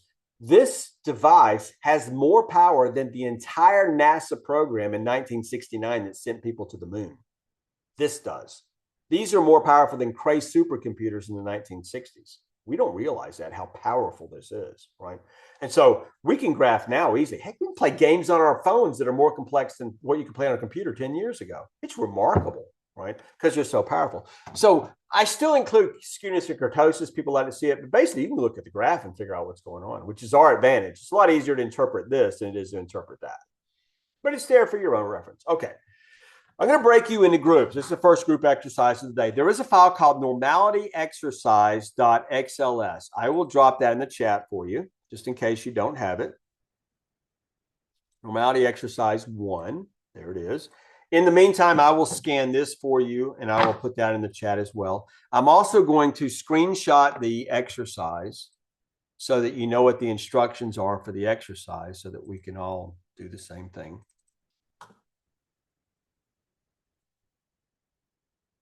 And that is in the chat as well. All right. I'm going to break you into teams, and we'll probably do 4 or 5 or 6 teams.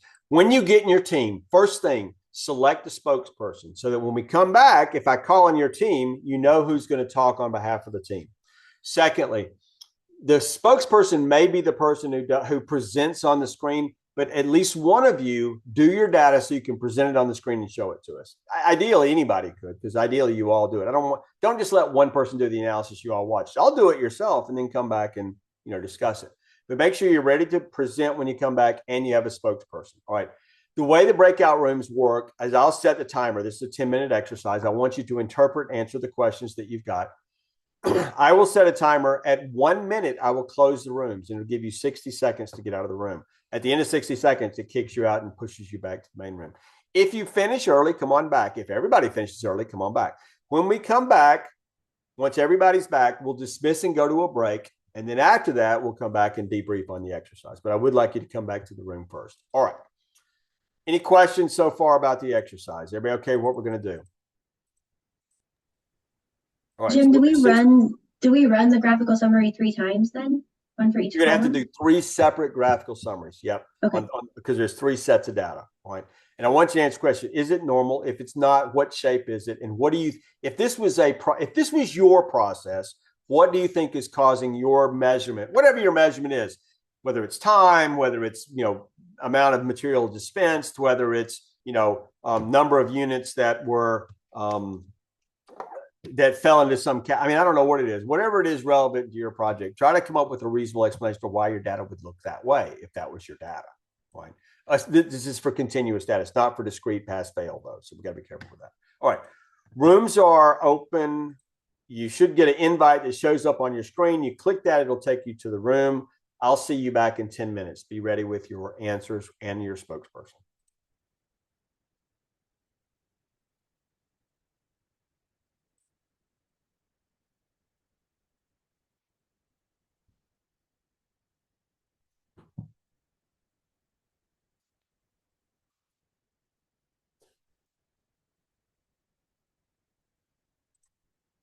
All right, welcome back.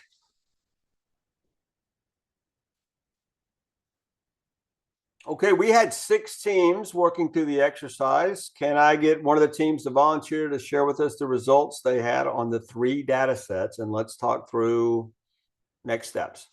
Anybody? I can go. That'd be great. Thank you, Megan. By the way, guys, it's not a requirement that you share your video, but it sure makes it a lot easier for me. I can see how you're doing, how you're understanding, and it makes it more connective so I can see you, right, and kind of get to know you a bit. But if you could share your video, it's great. It's not a requirement, but it's a strong recommendation. How's that?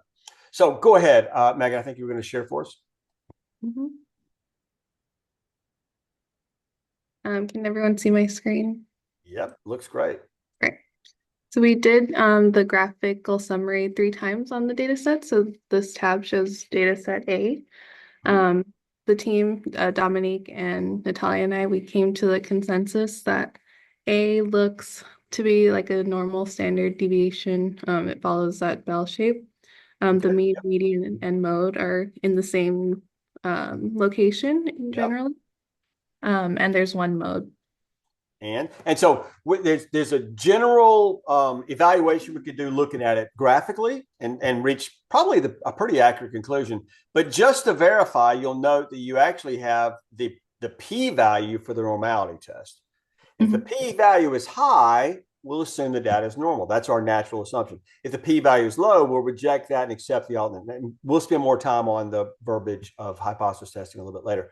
But in this case, the p-value was very high, and it actually gave you the conclusion underneath that this was probably drawn from a normal distribution. Thus, Megan, you're exactly right. We're safe to assume that this is normal. We can use mean and standard deviation. A couple of things I'd like you guys to note. So thank you, Megan, for sharing. This is a little different than what I had in the training material because I have updated it and added some new features, right? I added the mins and the maxes and the quartiles. You'll notice you've got the 5th percentile as well as the 95th percentile. So you'll hear this idea, and I want to talk to the statistical terms. The mean is the average, right? So Megan, you've got that as 99.6 here in the data set. The median is the 50th percentile. And you'll notice that the median is the same value as the 50th percentile over in the right-hand block of data. You guys see that? It's the same thing, 50th percentile which is and Sarah, it's not the 50th percentile, it's the 50th percentile cut point, because the second quartile is between 25th and 50th percentile. The 50th to 75th percentile is the third quartile. So people call it the second quartile. It's actually second quartile cut point, but it is the 50th percent data point. So just right. So you've got the 4 quartiles. You also have the range. The range is just and if you can do the range, 112.5 minus 86.76, that's a range of 25.75, right? Rounding, of course. And so you kind of see what the range is, right? It's the min minus max. Sometimes, Megan, they'll talk about something called the trimmed range. You may have heard that term, trimmed range. And the trimmed range that's most typical, the most common, is they will drop the bottom 5% and drop the top 5% to get a 90 percentile range, a more accurate estimate, if you will, of what the customer is actually going to experience. Now, this didn't trim off that much, but it dropped the range by about 8 points or so. So you can see that it would be between 89.8 and 107.3.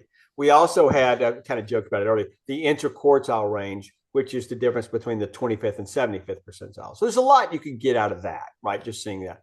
N is the number of data points in the sample. This will handle up to 5,000 rows. You notice if you look down below the graph, Megan, put your cursor there below the graph where it says maximum 5,000 rows, right? I had to limit it to something for the table to get everything matched, and I just limited it to 5,000. You can expand it. You just got to manipulate the numbers to do it. And I don't know if it's going to give you that much more benefit to go more than 5,000. All right. Any questions just about the graphical output or the statistical output up top? Everybody okay? All right. Now, you can go back, Megan, and you could change those bin locations. There's some things we can do to manipulate it. Right now, we'll just leave it alone, right? But if you could start playing around in Excel and get the bins to make a little more sense for you, more bins, less bins, and that sort of thing. We'll leave it to the default. All right. Show us the second data set, if you please. Okay. This was data set B. So just looking at it, we were saying that it was skewed right. The mean is being pulled away from the median towards the right because of those data points on the end there.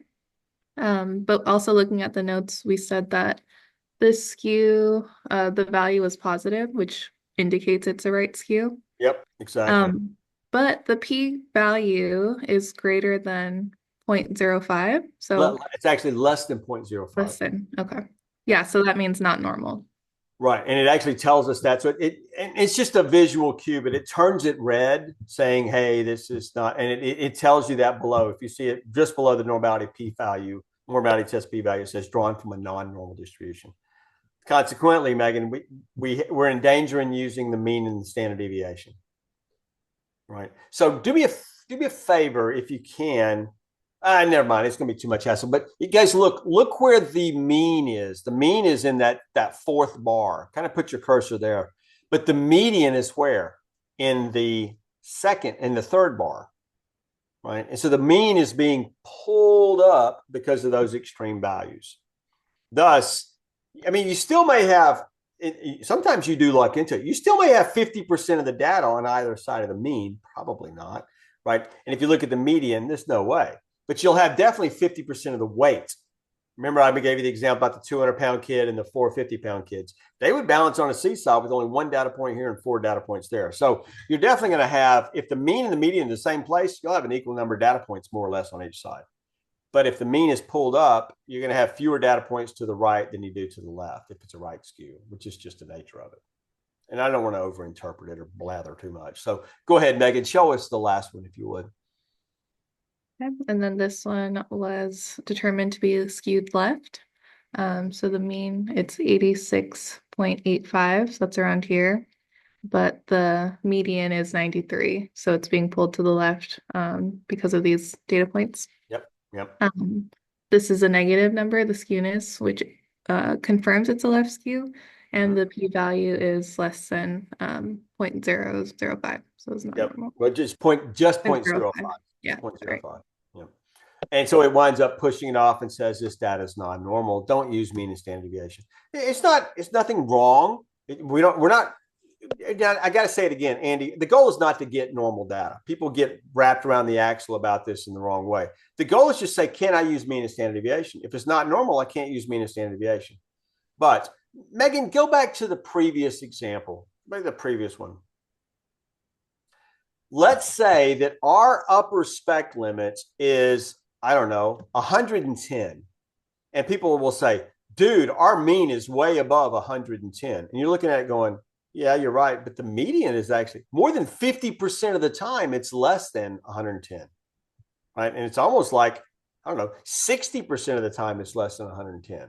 Sometimes that is even more dramatic, Megan. Sometimes you see like your data is distributed like this and your median is 3, but your mean is 8 and your spec limit is 7. You start looking at it, it's like, man, 90% of the time we're below the spec, but the mean is above the spec because it is so right skewed because these aren't that extreme of values. Sometimes you have like the majority of your data is down here, and then you have a value up here like 110, 150, 200.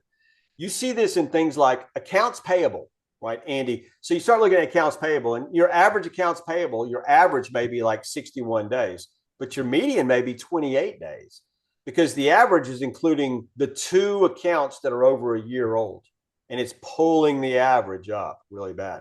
So sometimes projects like that become not so much how do I reduce everything below a value, but how do I prevent these extremities from happening?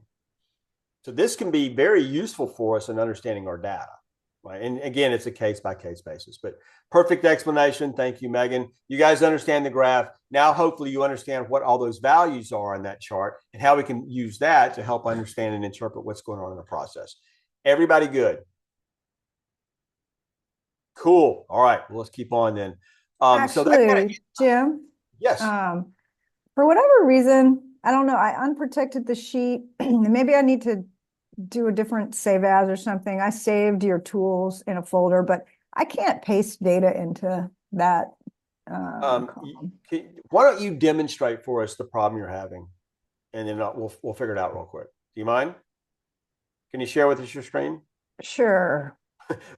If you've never done it, can you figure out how to share a screen? If you've never done it in Zoom, you're like, where's the button? What button do I hit? I see your screen has to, whatever it is you're trying to share has to already be up. Yeah. Well, we are, unfortunately, I'm operating off of just a single laptop screen because I have a mandatory meeting on the outside of this. Yeah. So I'm not, let's see. And so because we didn't have that, we did this instead.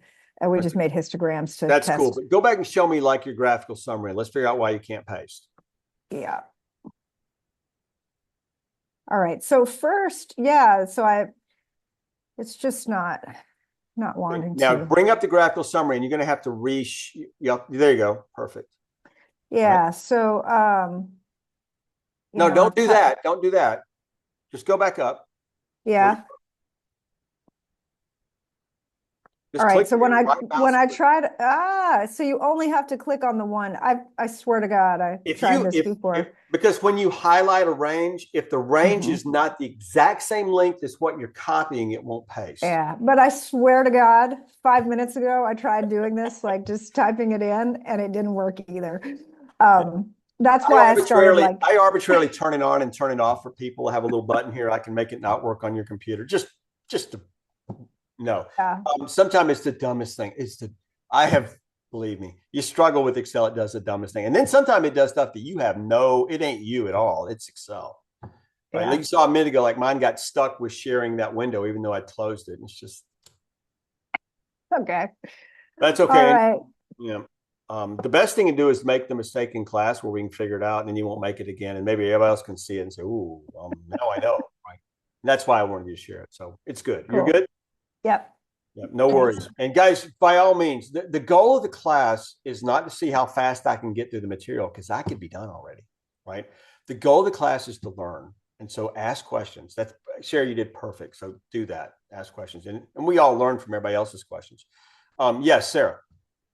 Can you just restate that? So if the p-value is less than 0.05, the data is drawn from a non-normal data set. It's not normally distributed. So then you can't use the mean and standard deviation or the median and standard deviation. If it's not normal, you don't need to use the mean and standard deviation because they're not representative. and it can mislead you. Now, if it's normal, you can use all of them. You can use median and range, but mean and standard deviation are more powerful. And that's our preference if we can use it, because it's a more powerful descriptor. But then I mentioned the caveat, if the data is not normal, sometimes that makes it easy for us to understand. Remember, and that's why I showed you the example of the fill rate on the Coke cans. Remember, every 8 hours it dropped? That's a great thing to be able to see and learn, because now your question is much different. Instead of, why would it be low like that? Now it's like, why would it be low every 8 hours at shift change? So then you go observe shift change to see what they're doing. Are they cleaning something? Are they resetting something? Are they, who knows, right? But yeah, if it's less than 0.05, it means it's not normal. Thus, you shouldn't use mean and standard deviation. Everybody good? All right. Years ago, I had a bathroom scale, and some of you have heard this story, and I just use it because it's such an easy to understand example that we all can grasp. I had a bathroom scale, and the bathroom scale was by a company. The brand name was Borg, like you will be assimilated. Resistance is futile, Borg, right? But it was a Borg bathroom. Carlos is like the only one who gets the reference. It's a Star Trek reference, right? The Borg from Star Trek. But anyway, if you got on the scale, 182 pounds, and you get off, and you get right back on, Patrice, it'd be 185 pounds. And you get off and you get right back on, it's 181. You're like, wow, I lost a lot of weight, gained weight in 3 seconds. That's pretty cool, right? If you took the scale and you leaned to one side, it would change the weight, right? Because the scale was not very precise. Now, if I weighed myself 10 times in a row and averaged it, the average is probably close to reality. But the fact that is, I could measure it one time and get 181, and then measure another 100 times and get 882, and measure another time and get 183 or 185, all within a few seconds. I did not gain and lose that much weight during that period of time, which is indicative that I can't trust that scale for an absolute reference of what my weight is. Everybody okay with the idea? What we're revealing then is this idea of something called gauge R&R. Gauge R&R stands for gauge repeatability and reproducibility. Right? Now, let's not confuse that with calibration. Calibration is when you take your gauge, you send it off to a lab, and they put a known 100-pound weight on your scale, and they read the scale, and it says, if that reads 100 and that's 100 pounds, then your scale is accurate. Then they'll do it with 50 pounds, they'll do 150. That's what calibration is. You're verifying that on average, the average or the actual value represents a true value. But they may not have anything to do with the way you're using the gauge, right? So for instance, I could send this wood ruler off to a company and have them verify that 1 inch is actually 1 inch, and 6 inches is actually 6 inches, and 10 inches is actually 10 inches, right? But when it comes time to try to measure how long that pencil is, I might be off because I don't center it to the end. Now, there's a problem with this gauge. What do you notice about the problem with the gauge? The end point is not the 0 point. It kind of moves it in a little bit before you measure the end point. You guys see what I'm talking about? Right? It's even worse, and that's why I have a nice collection of gauges in my desk, right? Different ones, just for these sorts of activities, right? Make sure I'm showing you right. Look at that one. I don't know if you guys can make out. But the 0 point is like 1/8 of an inch into the scale. You guys see that? So if you're trying to measure the height of something by bumping it against the bottom and then standing something up next to it to measure the height, you're going to underestimate the height by 1/8 of an inch, because 0 point is not 0. It's somewhere inside.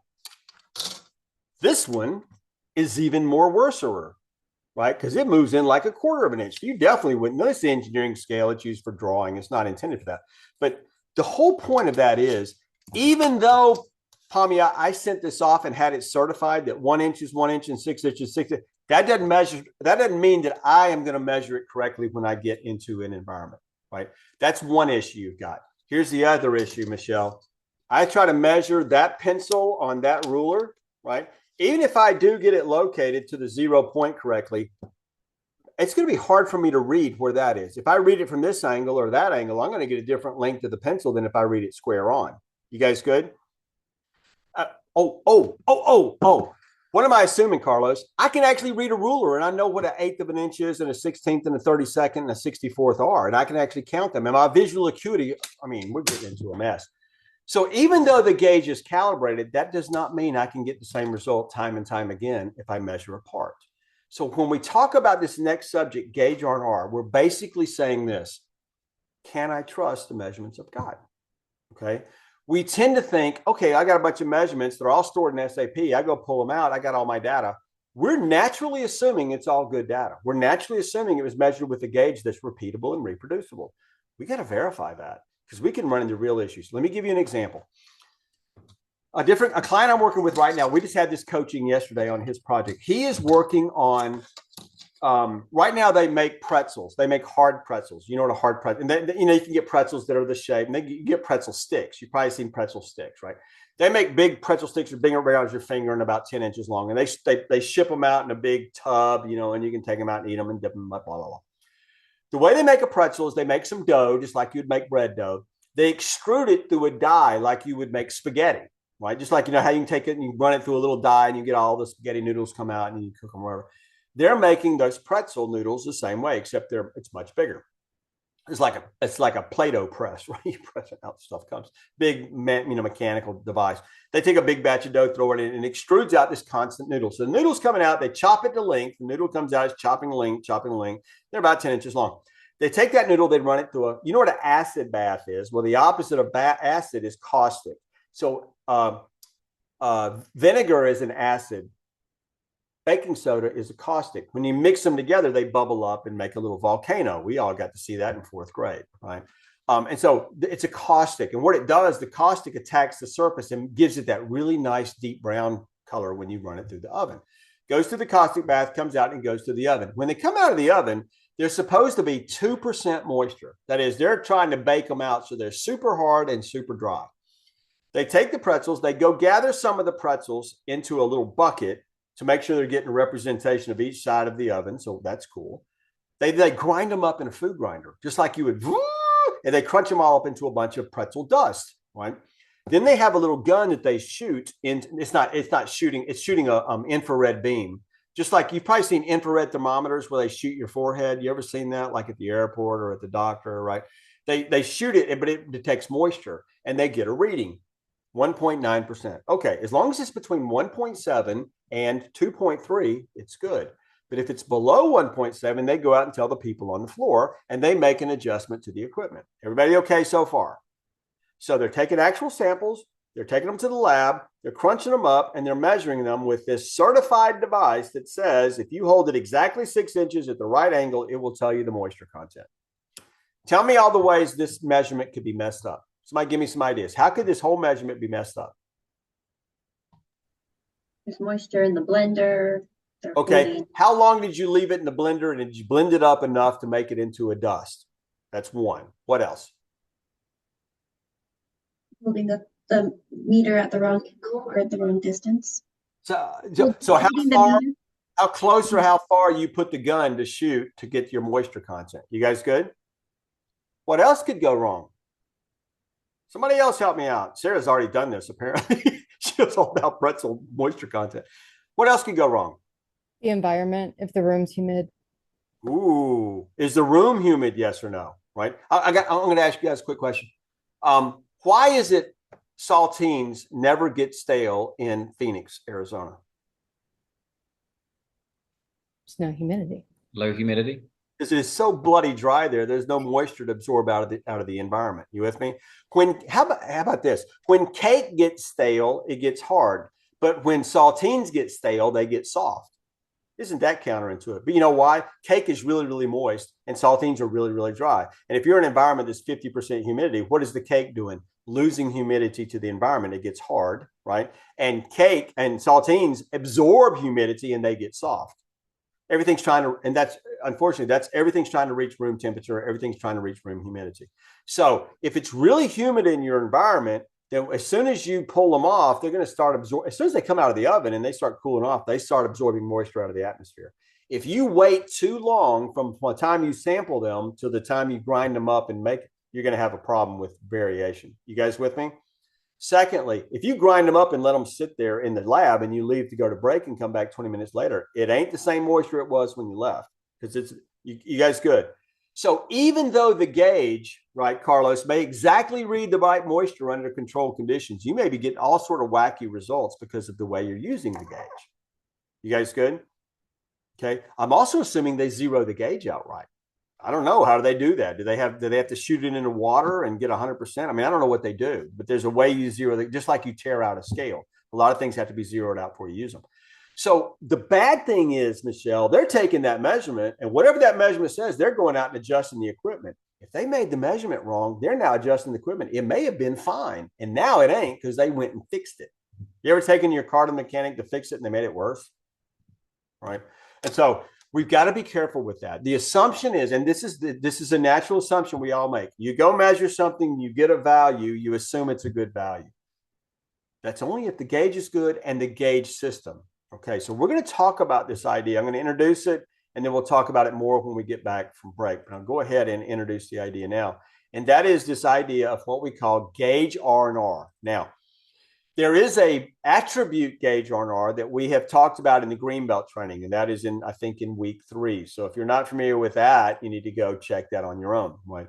But now we're going to talk about variable gauge R&R, which is just the next step. It's the advanced step of gauge systems. And it may be, it depends on what your data is. If it's attribute data, pass, fail, good, bad, yes, no, on, off, on time, late, you need to use the attribute gauge R&R just to make sure people are evaluating things the same way. Okay. When it comes down to variable measurement, though, you're actually getting actual values like that weight scale I told you, or the moisture content I told you, or some other measure, right? We got to make sure we can trust the measures that we get. And that's the whole point. So GR&R is an acronym for gauge repeatability and reproducibility. And why do we need it? Just to make sure we can trust the data that we've got and make sure everybody's collecting and we're seeing real variation and not gauge variation. Okay. So a variable gauge R&R uses some sort of physical measuring device like a ruler or a scale or a caliper or a moisture reader or whatever it is. Sometimes we'll even convert a mental gauge into something called a Likert scale. So instead of saying it's pass or fail, we will grade it on a scale of 1 to 10 to say how good it is, right? And you see these a lot in surveys, on a scale of 1 to 7, 7 being you strongly agree and 1 being you strongly disagree and 4 being you're neutral. How well do you agree with this statement? My primary care physician was concerned about my privacy, right? And you say, oh yeah, they were definitely concerned because I heard them say something about it and they closed the door for me. Or to the other extreme, man, they didn't care about anything. They were pulling up my shirt and showing my tattoos, and they were sticking a needle in me in front of everybody instead of asking me if I wanted to do it. You know what I mean? So people will grade that based on their experience. Okay. But we don't, project wise, you may be dealing with a Likert scale. Let's continue with a variable measure with an actual gauge. But remember this, the gauge itself interacts with the environment, it interacts with the measurement event, it interacts with the person, and it interacts with the thing you're measuring. Right. So this is the misnomer. And Julio, we got to be careful with it. When we say it's a gauge R&R, it's a gauge system. Right. And I've got that. Here's the last bullet.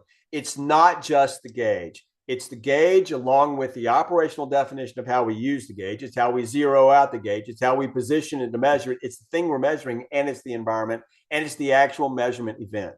So if your gauge giving you bad results, we got to go figure out why. It may not be anything to do with the gauge, right? The gauge may be calibrated and reads correctly. It may be that we're trying to measure something. This isn't the best tool for the job. Or we don't understand how to zero out. Or we didn't realize that the edge is not the 0 point. The 0 point is about, a 1/16 of an inch in from the 0 point. You see what I mean? So what is the datum, if you will, in engineering language? So we got to make sure that if it fails, it's the system. It's not necessarily the gauge, right? It may be the operator misusing the gauge. So we got to make sure about that.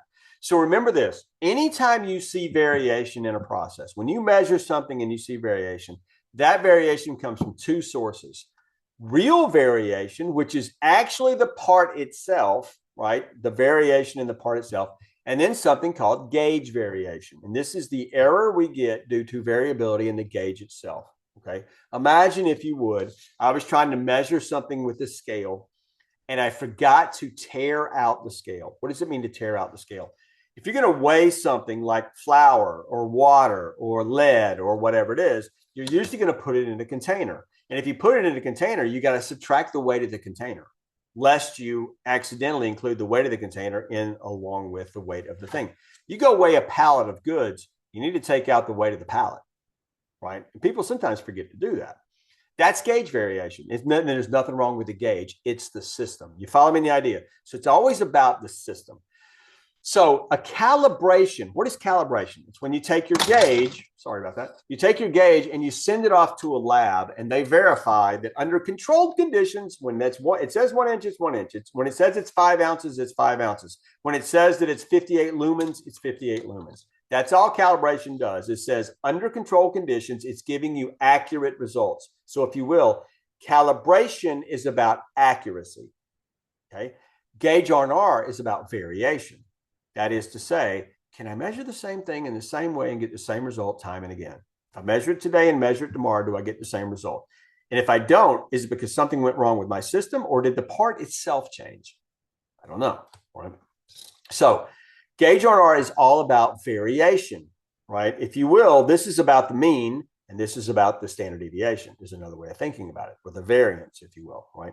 So what is repeatability? Repeatability is the ability of an operator to measure a part, come back in a few minutes or a few hours or a few days and measure the same part and get the same result they got the first time, right? So can I measure something and then repeat my measurement and get the same result? Reproducibility is, can somebody else measure what I just measured and get the same result that I just got? Or are they using the gauge or the system or some other mechanism in a different way? I kind of joked about, I put the pencil up here and I said, depending on how you angle it, you're going to get a different height. You ever sat in a car and you look at the speedometer? It's like, dude, you sure are going slow. And they're like, I'm doing 70. But from your angle, it looks like they're doing 55. You know what I mean? Or it looks like they're out of gas. They're like, I got 3/8 of a tank. What are you panicking about? But from their angle, the needle looks like it's over the E. Okay. So sometimes your angle of looking at a gauge can give you different results. Okay. So just remember, this idea of reproducibility may be because I've seen situations where you have somebody who's like 5'2" and somebody who's 6'2", and they get different readings because they read the gauge from different angles looking at it, because the gauge is mounted at like 5'7" or 5'8" from the ground. And they wind up seeing at different angles. You get all sorts of weird things that happen like that. So how do you do a gauge R&R? Basically, you got to determine what it is you're measuring: length, width, height, duration, hardness, whatever it is that you're measuring about your part, right? Second, make sure you pick people who do it on a routine basis. Rena, don't go pick the quality manager and the engineering manager. If they're not the ones who are measuring parts on a regular basis to approve or disapprove, don't get the ringers, right? Good. The quality manager can measure. Yay. That doesn't matter. That's not people who are measuring every day and throwing stuff away. So we got to get the people who actually do it. That makes sense. Third, pick parts that represent what you see. Don't pick all perfect parts and don't pick all broken parts. Pick parts that represent the range of what you normally see in your process variation. Okay. Third, do it where they do it. Right? Don't bring people that are working under tungsten lamps that are 30 feet in the air inside of a noisy environment with wind blowing and bring them into a nice, comfortable, meeting room with fluorescent lights and no wind. Right? We want to do because what we're trying to do is say the measurement they're doing out in the environment, whatever that environment is, whether it's a lab, whether it's an emergency room, whether it's a manufacturing environment, right? Whatever it is, we want to make sure we can trust the value. So get the people who do it regularly and do it where they normally do it. Give them the same time limit too. And then you do the study. The first person measures all the parts and they leave. The second person comes in and measures all the parts and they leave. And the first person comes back sometime later and measures them again. And then the second part comes back and measures them again. Then we can run the study. And what we're doing is we're looking at the values and comparing what did they get the first time versus the second time. What did she get versus he get, right? And that sort of thing. We're trying to do a comparison of repeatability. Can I do the same thing the same way over and over? And reproducibility. Can somebody else measure what I just measured and get the same result that I just got? All right, cool.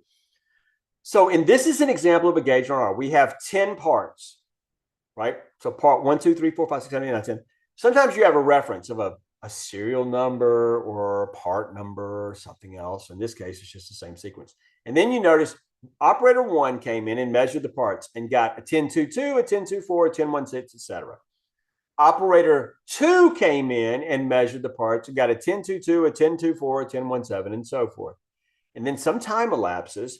Operator 1 comes back in and measures, and they got a 10.19, a 10.25, a 10.16, and so forth. And then operator 2 came in and measured a 10.25, a 10.25, and so forth. All right.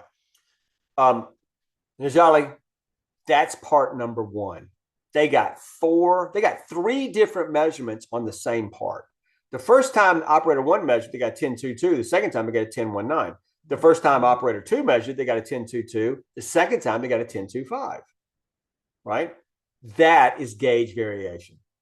Either they didn't measure it in the same way, or they didn't zero out the gauge, or they did something different that they didn't get the same results the second time.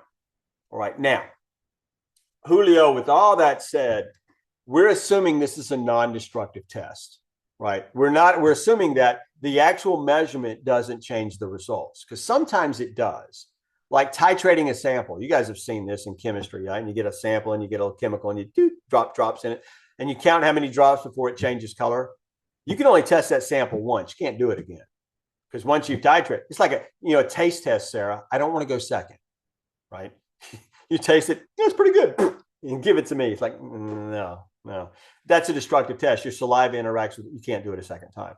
There are some tests that are destructive tests. This assumes non-destructive. If you've got a destructive test, I'll talk about how to handle that in a minute. Yes, Sarah. Is this concept applicable in a non-manufacturing environment? Absolutely. Give me an example of what environment are you working in? Insurance. Insurance. Okay. So you now it could be, and the example we'll see is actually in mortgages, right? Mortgage application. I'm specifically using a transactional example. But in insurance, you have actuaries who determine risk tables. Agreed?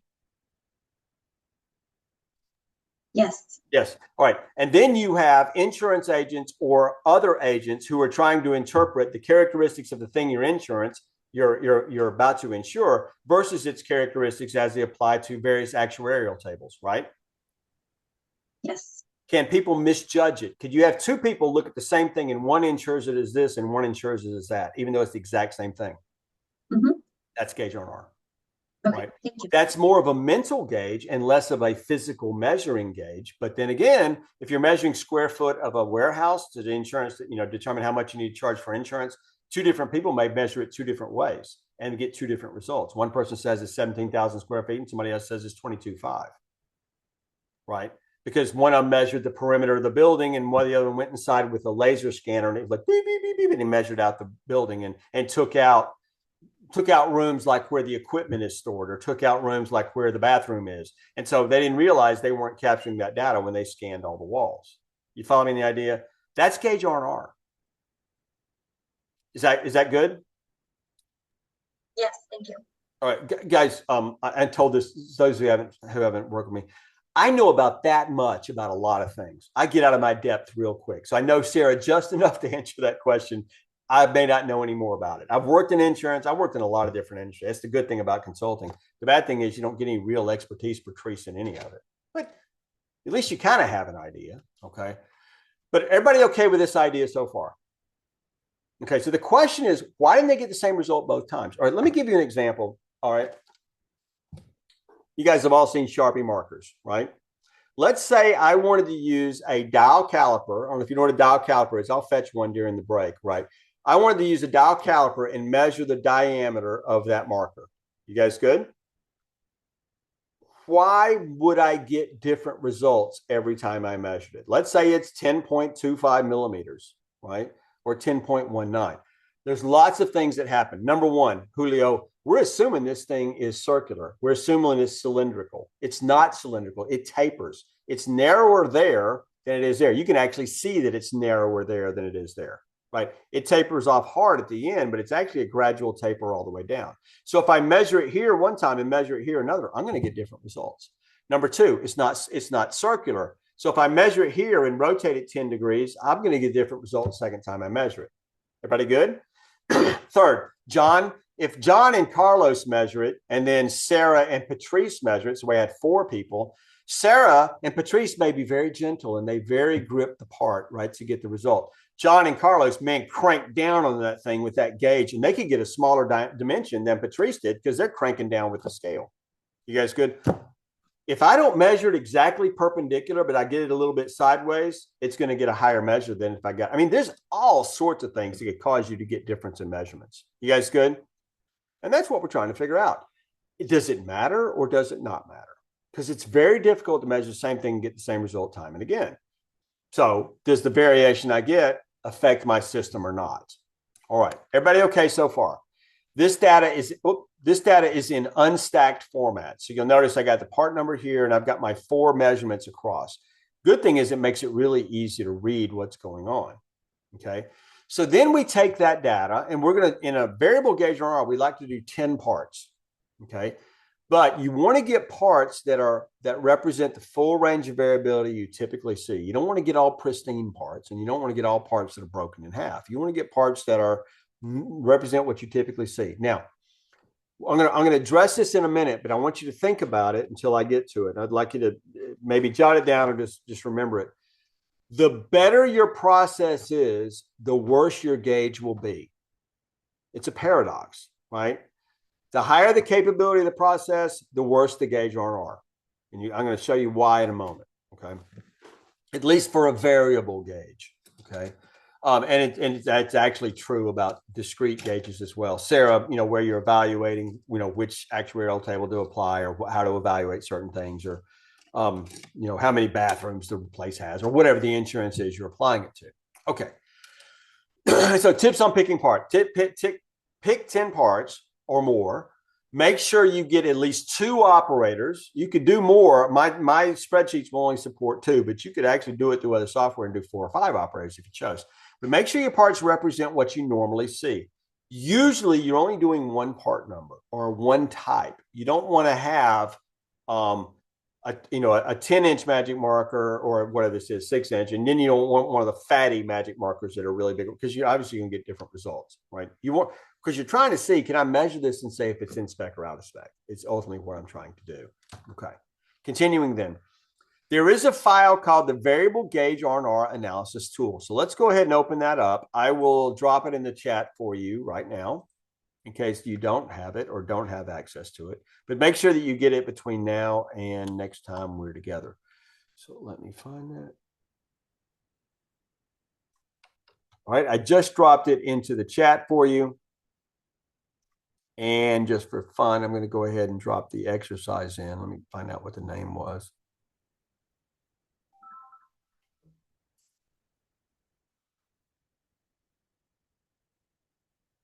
All right, so we will do, I'll give you both of them. Let's see where we're at. We may do both, or we may just do the one.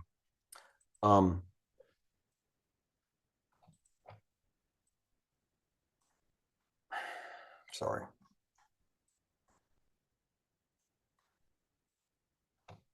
Please enjoy this music while your host tries to figure out how to put something in chat. Really?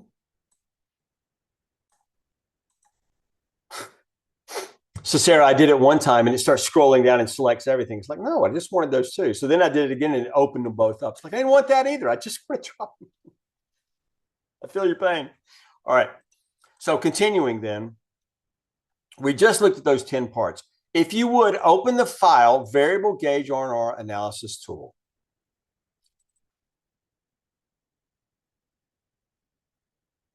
All right, now these are the exact values you saw in the exercise, not the exercise, but the in the training material, the file that I put up. And I'm going to share that with you in a moment. All right, everybody got the file? Everybody good? Okay, and so if you look at it, there's several things I got to do. And in this graph, you can't, all this is protected, so you can't click over here. You can unprotect it and see anything you want. You can see how everything is calculated off to the right if you want to, but everything's hidden right now. You can enter your data in the white cells. But the Alabama slips out sometimes. Sorry, I do my best to hide it, Patrice, but it comes out now and then. You're going to put that data and put in them cells right there. All right. And so you got to put your upper and lower spec limit and you put your actual data in. So you'll notice that you got the measurements 10.22, 10.19. All right, let's talk through the graph. You guys can see the graph there, and I'm going to zoom in a bit.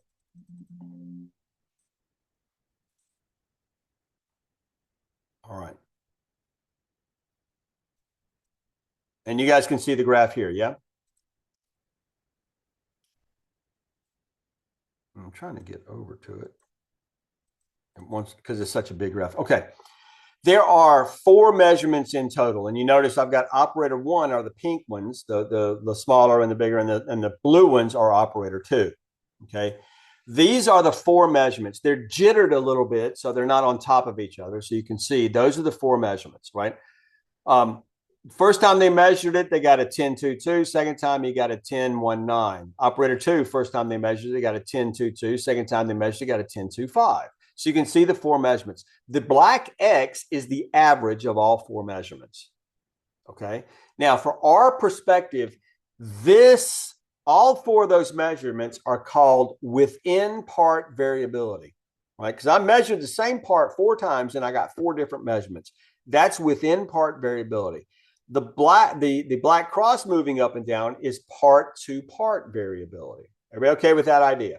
So I got within part variability and part to part variability, right? Scrolling up a little bit, that's what this one is. So that shows all 10 parts. We had 20, obviously, it had 20. This is the average of both measurements for operator 2. That's the average of both measurements for operator 1. Same color coding as you saw before. So this one only has 2 dots because they measured it twice. That's the average of the 2. And you're looking at, is there a bias between the operators? That is, does one always measure bigger than the other or smaller than the other, right? And then that's what this graph is showing. It's a box plot. And it's showing you, is one operator always higher than another operator, or are they more or less evenly distributed? Okay.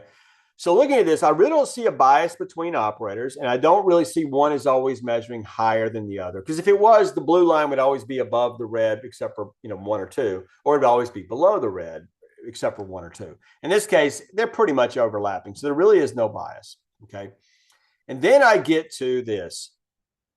I look at all the variation that I have, and I say, how much error did I have between my 4 measurements? And I compare that to the total. So you'll notice up top in your table, and we're going to see all this. I'm going to go through the material, and we'll actually do a couple of examples, right?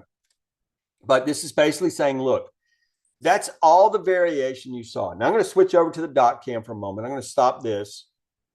And I want to share this idea with you because we've touched on it already once. And we're going to touch on it 2 or 3 more times in our various discussions of statistics or measurement systems or whatever it is that we're discussing. So let me pin this up and zoom in for you. Okay.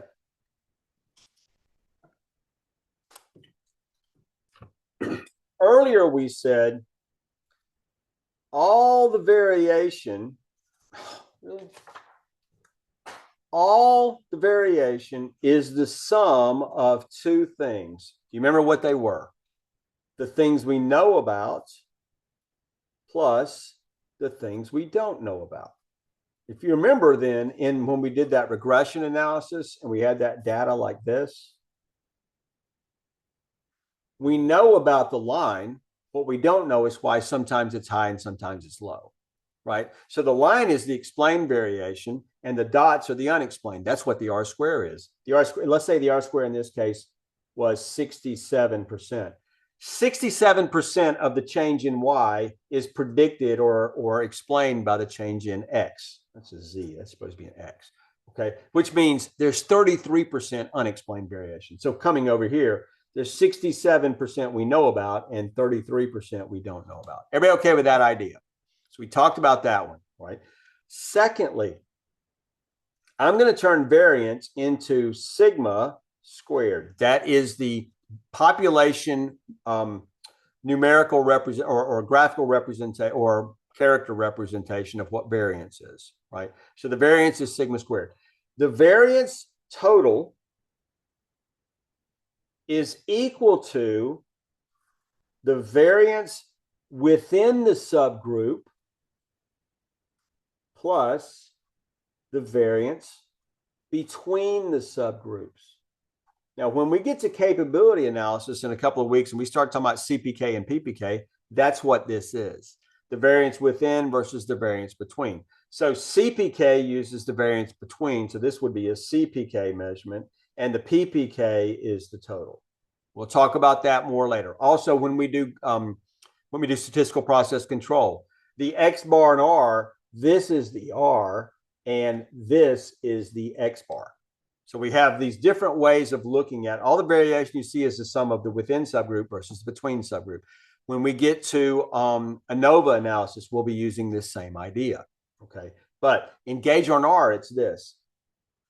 The variance total is the result of the variance due to the gauge, which is the same thing as within variation, plus the variance part to part. And that's what between means. It means part to part. I'll scan this and give it to you. Okay. So we're looking at here, we're basically saying this, Patrice, all the variation we see is the sum of the actual variation of the change in the magic markers, plus the error we get because some people are really squeezing it hard and some people are squeezing it softly. And people are measuring at different points along, the barrel of the magic marker. That's what we've got. So let's go back now with that idea. I'll leave this up. I'm going to unpin it. And I want you to take a look at what we see in the table. All the variation you see is due to two things: the gauge on R and the part-to-part variation. You guys see that? Oh, I'm not sharing it. Maybe you'd see it better if I shared it. That seems logical.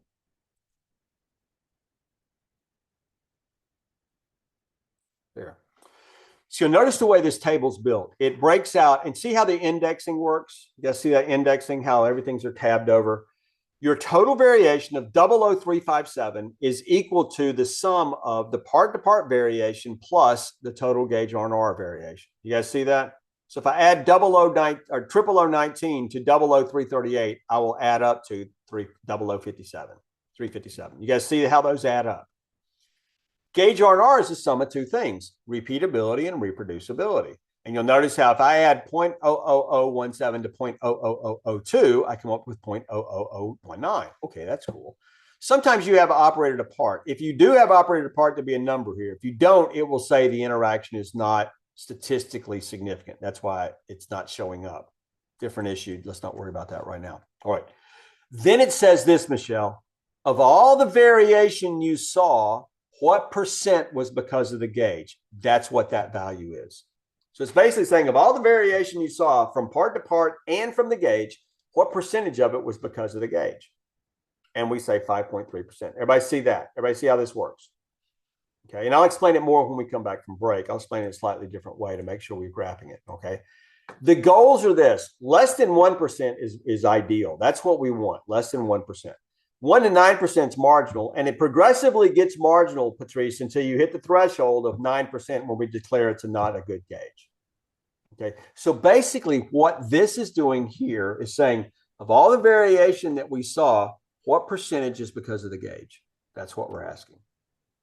Everybody okay with the idea? Okay, and then we use that as an evaluation to say, can we trust our gauge? Yes or no. If this gets above 9%, we can't trust the gauge. There's too much variation in the gauge. If it's below 9, it's marginal. Less than 1 is ideal. That's what we hope for. Hey, Jim, can I ask a clarifying question? Absolutely. So in epidemiology, we have inter-rater reliability, which is more focused on the operator. Mm-hmm. In this scenario, when you're referring to the gauge, are you always referring to the instrument itself or the instrument plus the operators? Instrument, operator, the patient, environment, their environment, everything. their understanding, their mood, whether they're drunk or not. You're including. It's a gauge all of it. system. The gauge system. Perfect. That's what you mean. Yeah, and by that's the system. misnomer. And that's why I try to be really careful to explain that, because people think, oh, it's just the gauge. No, it's the gauge system. A good gauge in the hands of an operator who is untrained can give you bad results. By the same token, an operator who is really skilled could take a not so good gauge and get consistent results because they know how to handle it to get the right results. You know what I mean? So, but it's all about the gauge system. What's wrong with the gauge system? And as you well know, if people are using, we'd have to talk, Sarah, specifically what it is you're trying to measure. Okay. But when we get to certain things in medicine, a lot of that is practitioners, whoever they are, applying a mental understanding of a situation. So they're making a judgment call, right? That's an attribute system. And then they're saying, based on what I observe, I'm going to give a dosage of this, or I'm going to get a dosage of that. And so if you think about a respiratory therapist or a what's the word for the person who administers the drug in an operating room. I can't even think of what they are. What are they called? Anesthesiologist? Yeah, the anesthesiologist. So they're looking at several measurements, pulse rate and this, that, and the other, and they're determining to turn up more or turn off some of the drug that they're administering, either as a drip or as a breathing apparatus or whatever the case is. And you notice they don't all do it the exact same way. Same with radiologists reading scans. They don't read them all the same way. Some see things and some don't see things, right? And that's due to a lot of different issues. It's not necessary because you can take the exact same radiology scan and give it to 2 different radiologists or 4 different radiologists and get different results. And you can get different results based on the environment they're in, which part of the country they live in, based on different environmental factors that could cause certain maladies that aren't present in other areas. Thus, they're more likely to judge the malady that's more likely to occur in that area. Radon gas, for example, or other things that people. So yeah, it's definitely applicable. And what we're trying to do is make sure everybody's evaluated in the same way, so they give the same level of care, right? And so that's why it's always a good idea to go get a second or third or fourth opinion, just to make sure, especially if it's going to be an irreversible course of treatment, So yes, it is applicable, very much so, right? And you apply it in different ways in different environments. And we would talk about that in coaching to make sure we're using the right tool, because it might be a variable gauge R&R like this, or it might be an attribute gauge R&R, right? So you're in medicine, you realize if you take your blood pressure in your left arm versus your right arm, you're going to get different results. All things just because of proximity to the heart. 2, if you take it standing up versus sitting down. 3, I found this. The tighter you put the cuff, you'll get a different result versus the looser the cuff, because the cuff itself has to inflate more to compensate for a loose wrap than a tight. I mean, there's a lot of variability, right? And so I would recommend anybody that goes to the doctor to get their BP measured or their pulse measured, get them to measure it 2 or 3 times and average them, especially if you're on borderline treatment, right? And then you get operators especially if it's an electronic gauge, it's one thing. People using stethoscopes to try to that just introduces all sorts of new error. Now you're dealing with audiology. Can they even hear what they're supposed to be hearing, right? My father taught me you could do it without even hearing. You could just look at the scale and see where it begins to bounce manually, right? So again, Sarah, I know just enough to get in trouble, right? So it's a good thing. That's why you go to the experts, right? But I tell you what, let's stop here with a break and we'll continue with this discussion after lunch. All right. Pamia, this may be very dramatically applicable to your project, or you may be going, this is all nice and fine, but this really doesn't have much bearing on me. The whole point is make sure you can trust the data you're making decisions on, because the error is we assume it's in SAP. It was collected automatically by the equipment. We assume it's good data. That is not the case, right? Sometimes it is good data. Sometimes it's not. You just got to verify it. And if you're going to start making decisions trying to solve a problem, it really becomes crucial that you can trust your gauge. Right. Think of, and last parting comment on this before we break. I told you earlier on about him trying to measure the moisture content, right? The gauge itself under controlled conditions is calibrated. It gives you the same result. But with all the variables that come in, it is quite possible they could measure it and get an erroneous result and then have operators manipulate the process to bring it back into line when it was already in line before they measured it. But the erroneous gauge caused them to take action, which introduces even more variation into it. Everybody okay with the idea? All right. I'll throw something at you and then we'll go to break. Why is it your car can give you erroneous speed measurements with old tires versus new tires? Well, think about it. I'll see you back after break and we'll answer the question. You have to understand how it's measuring your speed. So hopefully you understand that. If not, we'll talk about it when you get back. I'll see you back in 6. Thank you. Anyway. Right, so welcome back, everyone. We're back from break. We were talking about variable gauge R&R. We were going through some examples, and I had a quiz question for you. Why is it that your speedometer gives you a different result with new tires versus old tires? Anybody have an answer? Less traction? Say it again. Less traction? Maybe, probably not. Maybe depends on how aggressive. Maybe with you, Carlos, you may be a very aggressive driver. It's like I'm flooring it or I'm skidding, right? Maybe, but that's not the angle I'm looking at. Something more common. More grip? No. You all know. Once I tell you, you'd be like, I knew that. I can't believe you made a question out of that. All right. Everybody look at my hands. You start off a brand new tire, it's that big. After the car wears, the tread wears down, and at the end, I'm going to exaggerate, the tire's that big. You guys good? Starts off that big, it's that big. How does it know how fast you're going? It knows how big the tire is in circumference, and let's just simplify the numbers. It knows if it goes around one time on the ground, it's traveled 3 feet. So it knows if it's gone around so many times in a certain period of time, it's traveled so many feet in that period of time, and it converts it to miles per hour. But if your tire is that big and it's correct, and it says, let's just make up some numbers, 1,000 rotations is 50 miles an hour. Well, what happens when the tire is smaller? It's going to spin more times in the same distance because the tire is smaller, and it doesn't cover 3 foot in rotation. Now it covers 2 feet, 11 inches. So it loses an inch every rotation. So it winds up overestimating your speed, and you're actually going slower than the speedometer thinks you're going because you're not traveling the same distance. It's because of the wear and the diameter of the tire than the consequential wear and circumference. Interesting stuff. Now, there may be some issues with traction that when you accelerate, it is actually slipping a little bit. But in highway speed, hopefully that's not happening, or you got really big problems, right? But it could be that, but it's more about the wear of the tire, right? And some of you may have experienced, you get a new car and you put bigger wheels on it or smaller wheels on it or bigger tires or smaller tires, and all of a sudden your speedometer is not accurate. And that's why, because it's measuring how fast it goes around. Now, a lot of more modern cars are using GPS technology to determine speed. So that's it's kind of getting away from that. But earlier cars, and still most cars, I think, are using some sort of mechanical device, either inside of the transmission or somewhere outside of the transmission to measure the rotation, how many times the wheels are rotating around. Anyway, there's a lot of things that are like that. If you ever measure the speed of equipment, you'll find that if it's measuring rotations, is the equipment the same size, and you start swapping out, you get all sorts of bizarre results because of that. I've seen situations where people had to go put a new gas meter in because the old gas meter is bad. They went and bought a gas meter, put it on, and all of a sudden they started paying a lot more in gas, and they just assumed it was because of the equipment. Come to find out, the gas meter read wrong.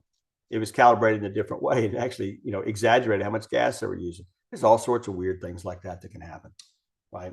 And that's more associated with changing out a gauge. But anyway, it all gets back to gauge R&R. Can we trust the values we're getting? Now, this is more about, the other example was more about accuracy, right? About the gas gauge change. But in this case, we're looking at, can we measure the same thing in the same way over and over? So we put the spec limits in and we put the actual values in and we can evaluate it. Okay, and we get our results. If nothing else, we understand the results and we need to understand how to interpret the results. On percent tolerance, you're basically saying, can I tell if a part is in spec or out of spec? That's what that's answering for us, right? Less than 10 is good, 10 to 30 is marginal. Closer you get to 30, the worse it is. 30, if it crests 30, it's unacceptable. These are AIAG, Automotive Industry Action Group limits. These are the standards they set up, not me. All right. So what is percent contribution?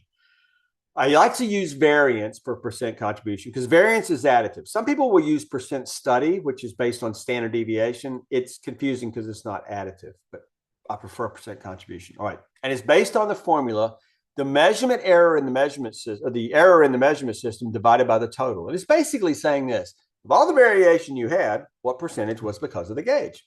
That's what the gauge R tells us. All right.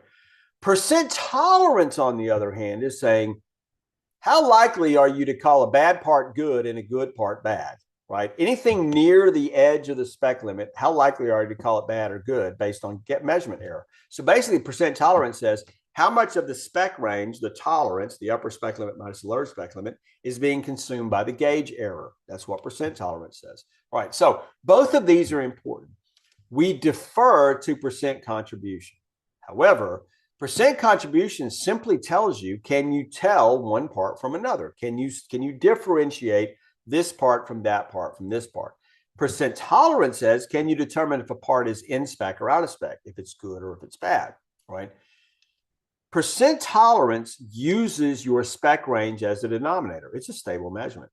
Percent contribution, on the other hand, uses your parts range. All right. I'm going to switch over to the dot cam and I'm going to explain this in a slightly different way. And hopefully it starts becoming clear what this is doing for us, how this gauge works. All right. Cool.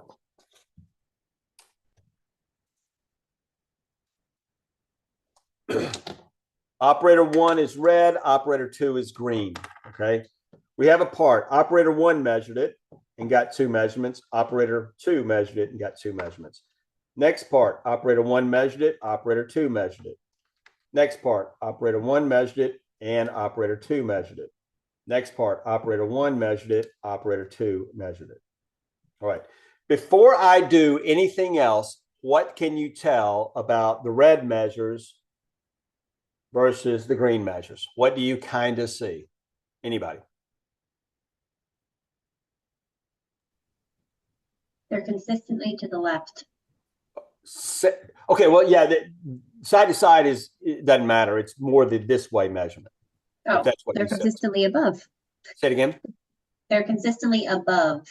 Okay, so it looks like the red ones are on average higher than the green ones in every part they measured. Do you guys see that? So if I put the average of the red, the average is right there, the average is right there, the average is there and there. And if I look at the green, wrong cap somehow, the average is there, the average is there, the average is there, the average is there. Do you guys see that? So green is always lower than red. Can you see that? Secondly, they never got the same measure twice. Right? Is that because they're destroying the part as they measure it, or is that just a natural variation? I don't know. All right. So this is what gauge R&R does, and I'm gonna represent this with range instead of with standard deviation. It looks at the lowest measurement in the group right there, and then it looks at the highest measurement in the group, which is probably right there, and then it says how much variation did you have in your 4 measurements, like that. So the little C or the backwards C, is the difference between the highest and the lowest in those 4 measurements. You guys good? This, Sarah, is called the within variance, right? Because I measured the same part 4 times and I got 4 different results. That's the within part variance. And if I was to go back and average the 4, I'm going to put an X there, an X there, an X there, and well, actually that should be a little bit lower, and an X there. That is the part-to-part measurement. Everybody good? So I got the within part measurement, which is the C, and I've got the part-to-part measurement, because that's part number 1, part number 2, part number 3, part number 4. They measured each part twice, 4 measurements total for each one. The X is the average of all 4 measurements, which represents the average, which is the part-to-part measurement. Everybody okay so far? This is the total variation I saw. And now, if I take these little C clamps that I've made up, Rena, that one and that one and that one, if I average them, they're about that big. Do you guys see that? They're about that big. So, Carlos, basically what I'm saying is, of all the variation I saw, what percentage was because of the gauge? In this case, it's about 25%. Everybody see that? So that's using range as an estimate. That's not using range, it's using standard deviation, right? But what I'm trying to do is explain to you how it's basically going to work. Now, Carlos, you with me? What would happen if I put part number 5 in here, and part number 5 was up here?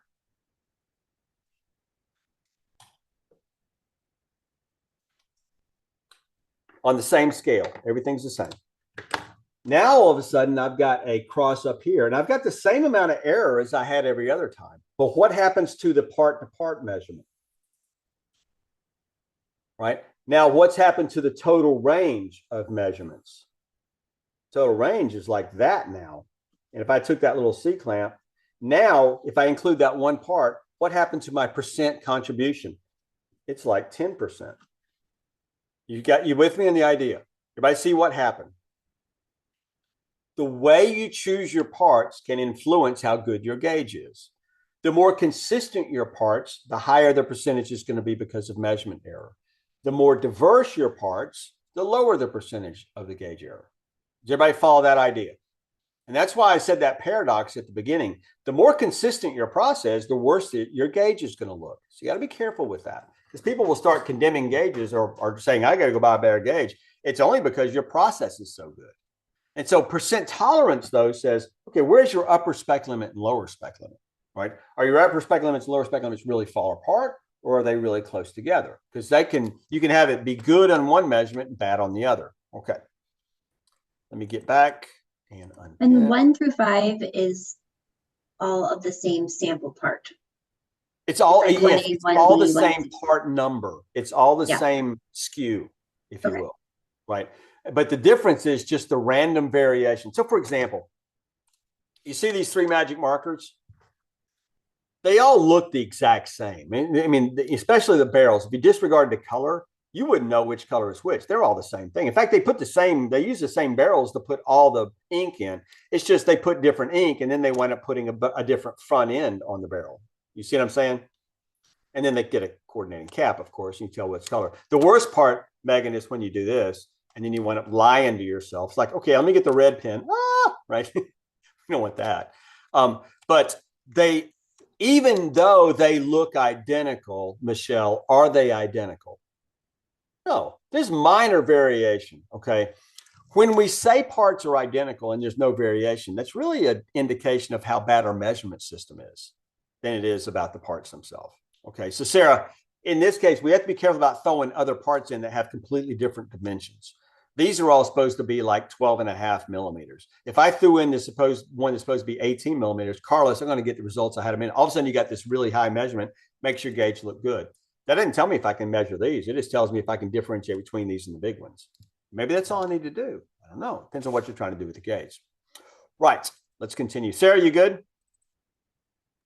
Yes. Keep them coming. I love it. All right. Guys, what I'm trying to do here is illustrate to you what you've got to watch what's going on. You guys see part number 1 here? You see how far apart the 2 measurements were? Just 2 measurements, not 4, just 2. See the 2 measurements, how close they are? That's the same part. See how far apart those are? That's the same part. So you got part 1 through 10, 1 through 10. If the average of your parts are really close together because you don't have much variation in your parts, look what happened to the percent contribution. It's like 27% of all the variation. Now, this is based on variance, not based on range, the example I did a moment ago, this is the correct way. I did the other one for illustration. But you can notice in this case, that's my maximum measurement and there's my minimum measurement. The measurement is accounting for a lot bigger percentage of the range than it is in this one. So if your parts are, and Carlos, we demonstrated that just a moment ago, the further apart your parts are, the better your gauge is going to look. Look at this one. See how close the parts are together on average versus how far apart these are on average. That's the part-to-part variation. This one has 10% contribution. That one has 27. The amount of error in the subsequent measurements, sequential measurements, are the same. That's what I'm trying to see. Look, see how far apart those are? That's the exact same distance as this one. But the difference is this, and I'll try to draw it up. It's a little bit hard for me to draw with straight lines. But that's the part-to-part variation here. See how close the parts are together, relatively speaking? Versus this one where the part-to-part variation is like this.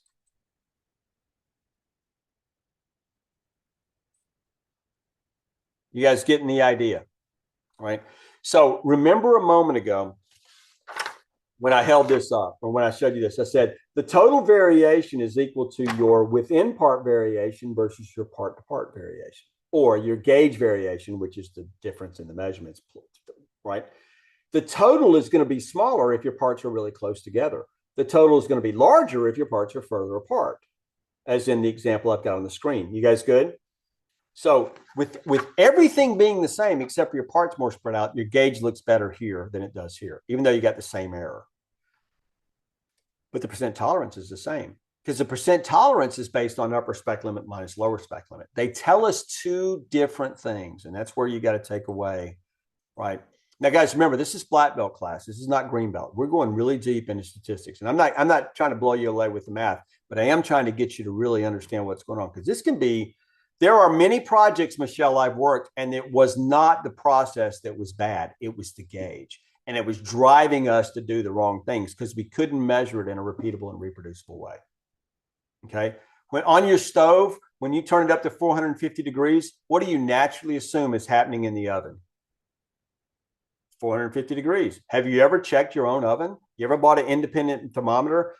I've got one that's off 50 degrees, 50 degrees, and it's brand new. So I have to crank my temperature up an extra 50 degrees. It's not really going up 50 degrees. It's just accurate. I think there's a way to calibrate it. I just have to research it better. But if I try to bake a loaf of bread at 350, it's going to be gooey on the inside and burnt on the outside. I got to get it to the right temperature, right? So anyway, this guys, this is applicable to more than just Lean Six Sigma projects, and that's what I'm making sure that you understand. Okay, continuing then. Our decision criteria I've already talked through for percent contribution versus percent tolerance. We get this one graph that basically tells us, do we have bias between operators? Sometimes operators measure things higher than other operators. Sometimes operators measure things lower. We're just looking at, is there a clear bias between the operators? Secondly, if there is a bias, you'll see it reflected in the secondary graph. The red line will always be above the green or vice versa, or there'll be very little overlap between them. Next, you want to look at troublesome parts. This is the old readout. So the new readout you have on your new scale actually separates the parts a little side to side so you can see all the measurements. Here, some of the measurements are on top of each other. If you look at this number 10, you can only see two measurements. There's actually four measurements. They're just on top of each other. You can't see them. And then the line, the old one, it was just one of the lines. Now it's actually the average. So I'll fix that. Okay. Don't worry about that. Let's do an exercise and see if you can't interpret the results. Okay, so we're getting pushed for time. So let's go ahead and do this one. We're going to do variable gauge on R-2. Everybody have that file? Variable gauge on R-2. Make sure you've got it. I dropped it in the chat, by the way, if you need to get out of the chat. All right. You got two operators measuring the same part. Your spec limits are 10 and 10.5, right? I think in the file that I gave out, it says 8 and 12. Okay, the instructions are there. Let me reset the rooms. Again, make sure that you have a spokesperson chosen that can, spokesperson chosen that will be able to report out to the team or report out to the whole group. Okay, yep. iPhone 124, that's you, Patrice, right? Patrice is having trouble with her computer feed. Sometimes she's on the phone, sometimes she's on. All right. Rooms are open. I'll see you back. I got 15 minutes. If you finish up early, come on back early. If not, take the full 15 if you need it. I'll see you back in 15. No more than 15.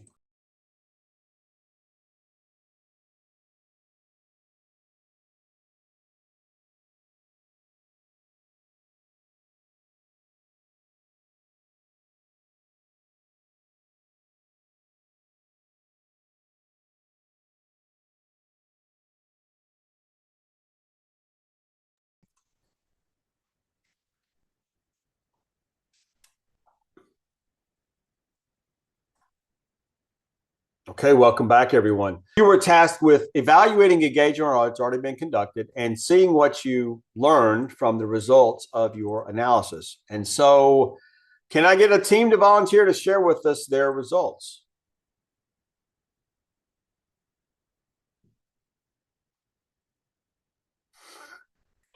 We can share.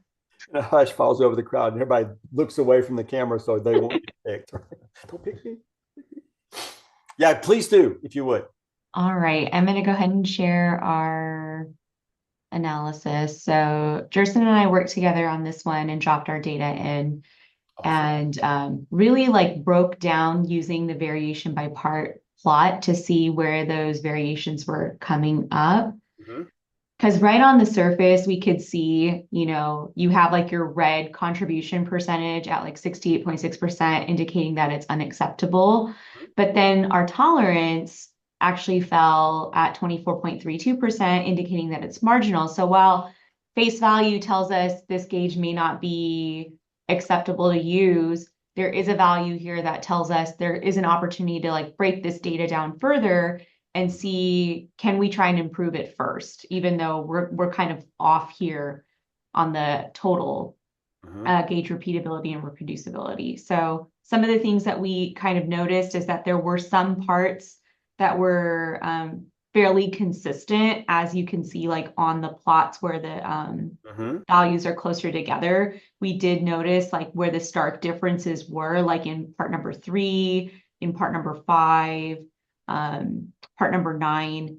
But overall, like a lot of them do tend to fall a little closer together. So we did mention that in order to better understand this operator bias, we should also look at the ones that did well and had a little bit more consistency. So like things like part 1, where the values are very close together, as well as understanding where some of them are a little bit off, like part 4 and part number 7.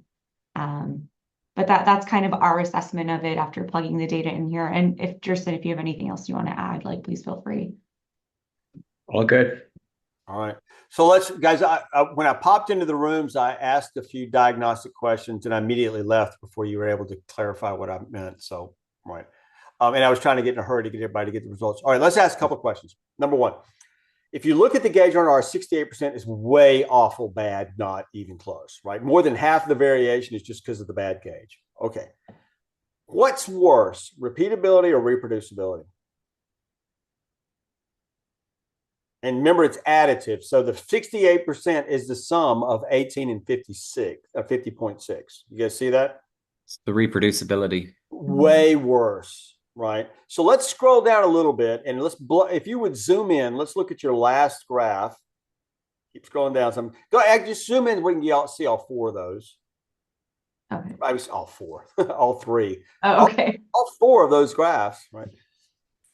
I said, so you're right on track. First of all, number 1 and number 2, very consistent. I mean, it's really good results, but then it falls apart. Right. So number 1, reproducibility is an issue, which almost always means there's some sort of bias. Is there a bias between the operators? With the exception of part 7 and part 10, operator number 2 is always measuring larger than part number 1. I mean, the operator number 1. Do you guys see that? What you can see, look at the box plot. See how the box plot shows that the second operator has a higher average than the first operator. That's the X's. Secondly, look at the lines in the adjacent plots. See how the blue line is, with the exception of 2 parts, it's always above. And not just a little above, Julio, a lot above. It's like a wow. What's going on with that? Okay. The second observation, scroll now. Repeatability is an issue too, and it looks like they had problems with certain parts, which we saw in the reproducibility by part. But look down at the operators.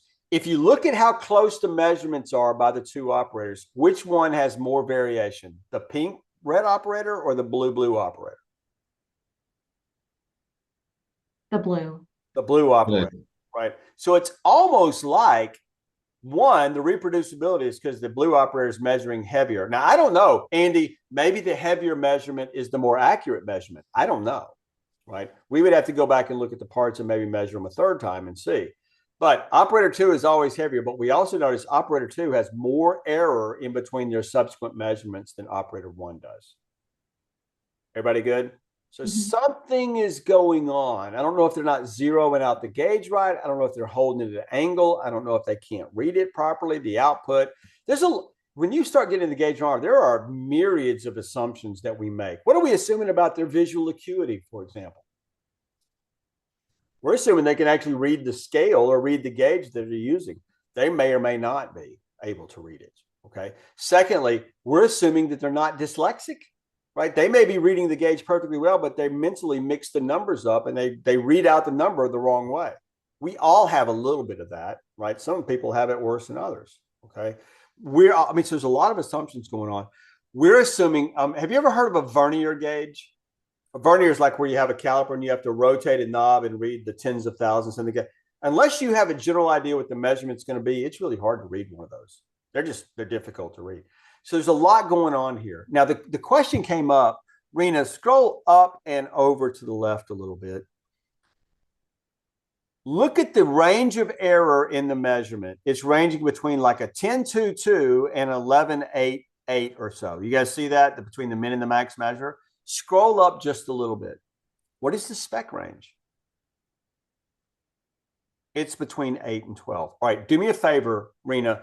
Go down to your operator by part measurement, or you can do either one. Let's scroll down a little bit further and do that gauge there. Double click the left-hand numbers, the 11, 5, 11, and 10. Double click that. Which one? Double click it. Okay. Go and change your minimum to 8 and your maximum to 12. Look at the amount of error you have when you compare it to the spec range. Is it that bad? No, that's why percent tolerance is not so bad.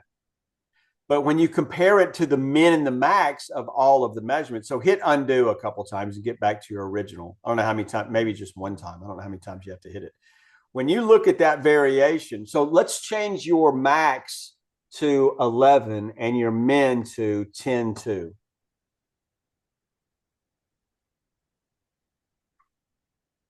When you see that, what's causing the majority of your problem? It's not the part-to-part measurement, it's the error.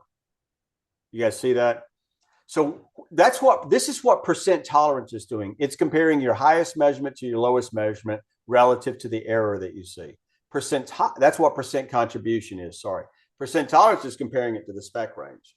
So you kind of can see why percent tolerance wasn't so bad. It's still not very good, but it's not that bad. Whereas percent contribution fails miserably. All right, scroll up just a little bit. Percent tolerance tells you, can you distinguish one part from another? Percent tolerance says, can you tell if it's in spec or out of spec? All right, so scroll down, Rena, back to that graph and put your cursor at 10.5. Yeah, that way. So put it about right there. All right, guys, I want you to look at the graph. Could that, where her cursor is, could that measurement have come off of part 1 or 2? With the amount of errors she has, no, it couldn't have come off of 1 and 2. Could that, where her finger, let's say she got a singular measurement right there, could that have come off of part 3, 4, 6, 7, 8, 9, or 10? It could have come off of any of those. Mm-hmm. Yeah, I mean, look, kind of draw a line straight across, and you look at part number 3 is straddling that number that you just had. Part number 4 is straddling that number that you just had. You with me? That number, that measurement could have come off of almost any of those parts, with the exception of 7, 5, 1, and 2. You only have like 2 or 3 distinct groups within this. That's why percent contribution is so bad. You can't tell one part from another. You with me? You only have like 3 distinct groups of measures. Whereas percent tolerance is so small relative to the spec range.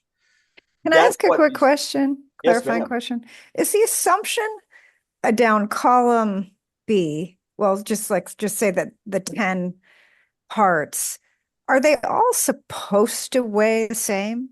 Yes. That's the assumption. It's the same part. So if you look at the row on part 2, okay. All right. That's helpful. Yeah. The black X is the average of the 4.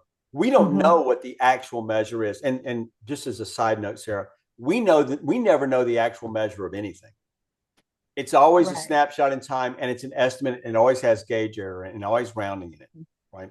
And look, unless you carry it to the millionth decimal place, we never know. It's an undefined number. We treat it as a known number. It's undefined. We really don't ever know, right? So it's just a sticky wicket, right? I mean, I'm going to throw some out. That's just to consider. When we talk about how fast light travels, we don't know the one-way speed of light. We only know the two-way speed of light. There's no way of knowing the one-way speed of light, right? We assume when we shoot it off and it hits a mirror and bounces back, that it's going out the same speed it's coming back. Basketballs don't do that when you throw them against the wall. So why would light? We don't know. We just assume. Einstein pointed this out in 1915 or 16 when he published his general relativity. He says, we don't know it, so we'll assume it's the same speed, but we don't know that. And it's the same with any measurement. We don't know. But in this case, yes, on row 10, Sarah, in this, the 10394, the 10482, the 10443, the 10242, that's the exact same part they're measuring 4 times.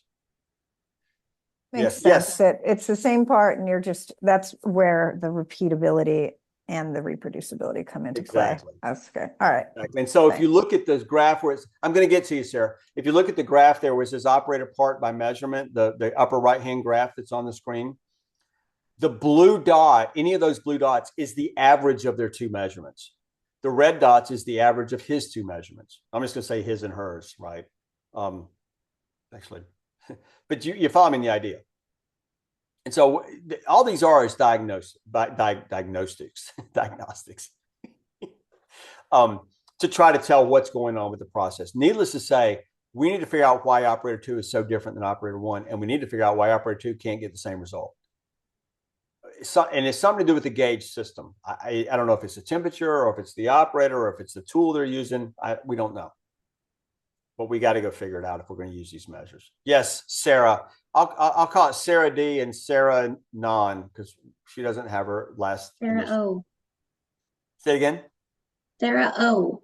Sarah Okay. D and Sarah O. Okay. My Yes, Sarah question was O. about the percent tolerance. So I'm not understanding if the tolerance is 4, which is the difference between upper and lower spec limits. All the data points are between 8 and 12. So why is the percent tolerance 24? All right. Rena, you drew a nice line a moment ago. Draw a line at go down to your spec range and draw a line at 10.6. Draw it across. All right. Here's what it's telling us, Sarah. Look at part number 3. And below the line is good, above the line is bad. Okay, so that's our upper spec limit. Is part number 3 in spec or out of spec? What did the blue operator it depends call who's it? measuring it. Yeah. Exactly. But the average is below spec. But I thought the spec was between 12 and 8. It is. Pretend like that is at 12. Those parts are all, instead of being centered at 10.6 or 10.5, they're centered at 12. So if you could take that whole range of measurement and put it up to where it straddles 12, what it's telling you is on borderline parts, can you tell if they're in spec or out of spec? And so like look at part, you can look at part 4, part 5, part 6, part 8, part 9. Sometimes we called it in spec and sometimes we called it out of spec. So what percent tolerance is?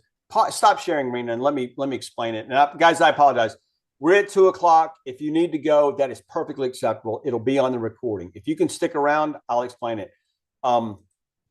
Let me get to. I'm going to go back and share the training material. Okay. And I kind of had to. I went through this quick. I know, but percent contribution is the variance of your within part variation, your measurement system, divided by the total variation you saw. So remember when I drew this up and I said, this is our total variation and that much is because of the measurements. Remember that? Yes. Right? That's what percent contribution says. Look at the denominator. The further apart your parts are, the better the gauge is going to look. Does that make sense? The further apart, because the gauge is more able to pick up small variations, or fine-tuned. No, it's just because of the way you chose your parts. The way you choose your parts can make a good gauge look bad or a bad gauge look good. Let me demonstrate that. I'm gonna go back. Let me grab that data. Good old Excel. Excel's totally locked up on me. It's just. And it's not me, as far as you know. All right. I'm going to go back and I'm going to there. Delete the data. Okay. Just give me a moment. I'm recreating the exercise you just did to demonstrate the point. Okay. Give me a moment.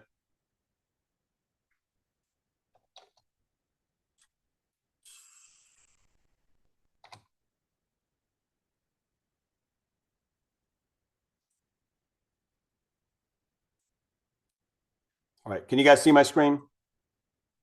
Let me hide that and zoom in just a bit. All right. Just watch what I'm going to do, Sarah. Just watch this. I'm going to take, I can't do anything. What's going on with you?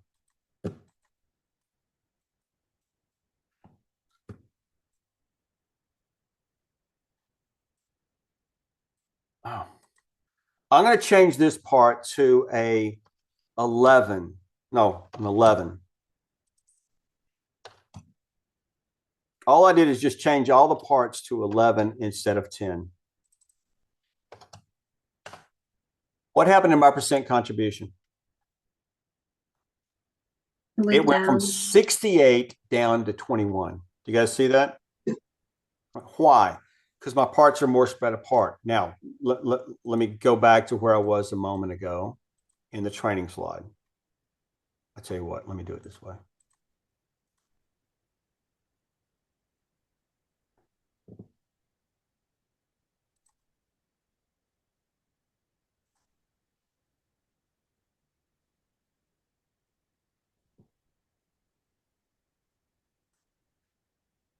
And sorry about that. It takes me a minute to get this adjusted to where I can share what I'm trying to share.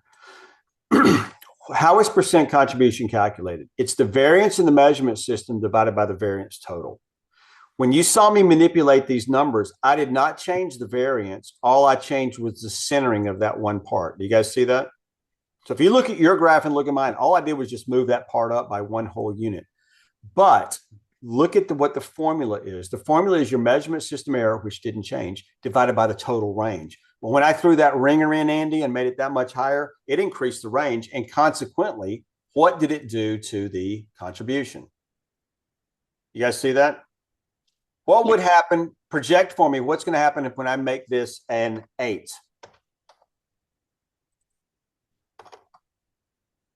Part to part's going to go up. Part to part variation is going to go up. And what's going to happen to the gauge R? Goes down. All right. Look at us. We're doing awesome, right? I would like you to note the percent tolerance didn't change at all, right?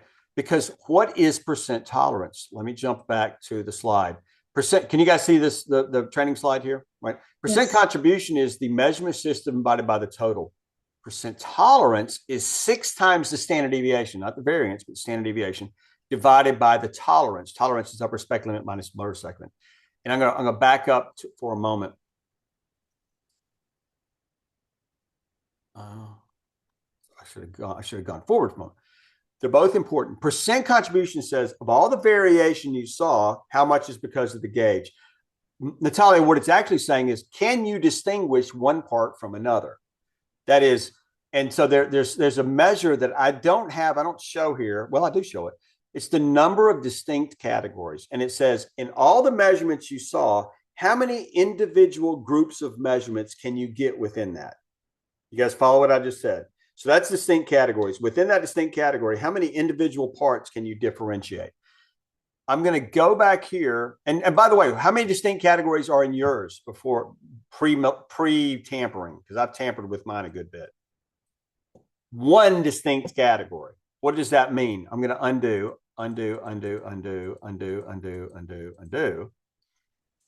And then I've got to double click this and get back to, I don't know why it does that.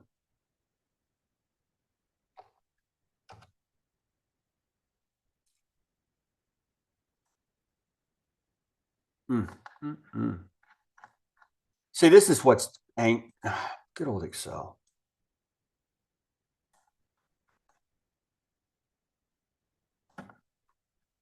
See, I can't get the graph to refresh. Graph to refresh.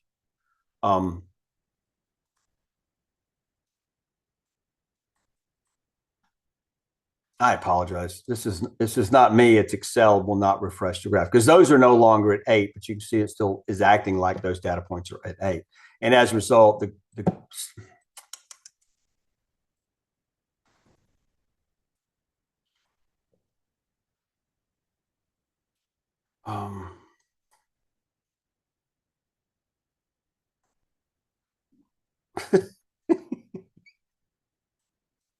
I don't know why it's doing that. It's just an Excel error, but I'll just have to.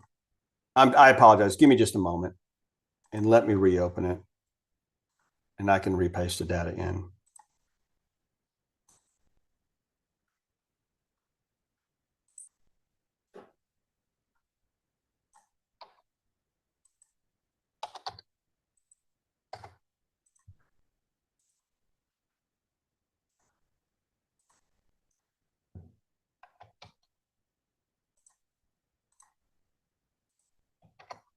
So what I'm getting at is this.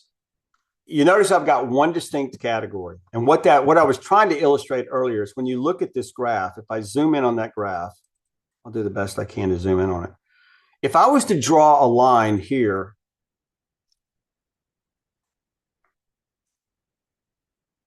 like that, I can't tell which part that came off of. If I use the average variation across all the parts, that could have come off of any of those parts. There's only one distinct group in that entire set of data, right? But when I had changed the range, I could get 6 individual groups and so this number of distinct categories goes hand in hand. It's just another measurement that we have at our disposal. It goes hand in hand with the percent contribution.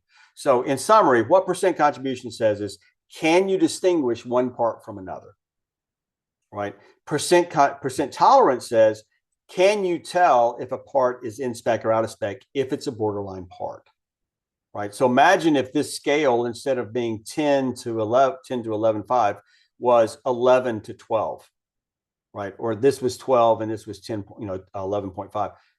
On parts that are borderline, sometimes I'll call them good, sometimes I'll call them bad. That's what percent tolerance is telling us. Sarah, are you following me? Sarah O? I don't want to keep everybody any longer. Oh, no, you're good. I mean, this is, and again, I've already freed everybody up to go if they want to go. So I'm happy to answer the question and field it. But just remember, percent contribution is saying, can you distinguish one part from another? All right. Remember that crummy bathroom scale I talked about I had earlier? Remember that example I gave you? Yeah. Right. I'm understanding the percent contribution. It's the percent tolerance that I'm not understanding. Let me follow this example. I've got that crummy bathroom scale. Could I use that bathroom scale to tell the difference between my weight at 185 or so, my wife's weight at around 115 or 120 or so, and my kid's weight at 40 pounds? Could I use that scale to tell the difference between us three? That is, if I put it underneath the front porch mat, could I tell who just walked in the house? Yes. Oh, yeah, easily. But could I use that same scale on a high school wrestling team to see if they were in the right weight range within plus or minus half a pound to whether they wrestle in the ultra lightweight or the lightweight class? No. It's because it has too much variation. That's what percent tolerance is telling you. Can you use it to tell if a part's in spec or out of spec? If your range is big enough, you can tell different categories, like my ridiculous example of my wife and my weight and my kid's weight. But I couldn't tell if I had lost 1 pound or not. Mm-hmm. Right. So they're telling you two separate things. We defer to percent contribution, but there's a paradox going on. The more consistent your process is, the worse the gauge is going to look. Mm-hmm. You guys follow that? And so that's what happened, Andy. When I went in, when I threw in those really bizarre 8 point something all the way up to 12 point something, all of a sudden the gauge on R got really good. But you'll notice, Sarah, that this percent tolerance didn't change. Remember? I'm going to do it again just to see. Now, see, it won't even let me do it. I think it's because I didn't paste as a, remember I told you to always paste as a value? I broke my own rule, and that's why it won't let me manipulate. So I got to go back and unprotect here. All right. I'm going to change them again just for the sake of fun. What I'm wanting you to notice, let me get all of them in.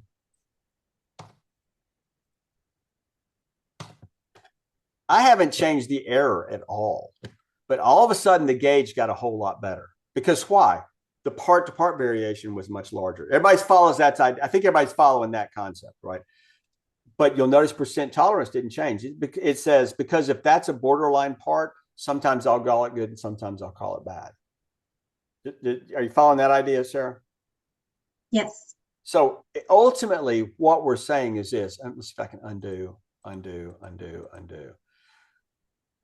And it's not recalculating for me for whatever reason. That's the bizarrest thing. Yeah. Let me close. Let me try one thing. There we go. Okay, I had to recalculate manually.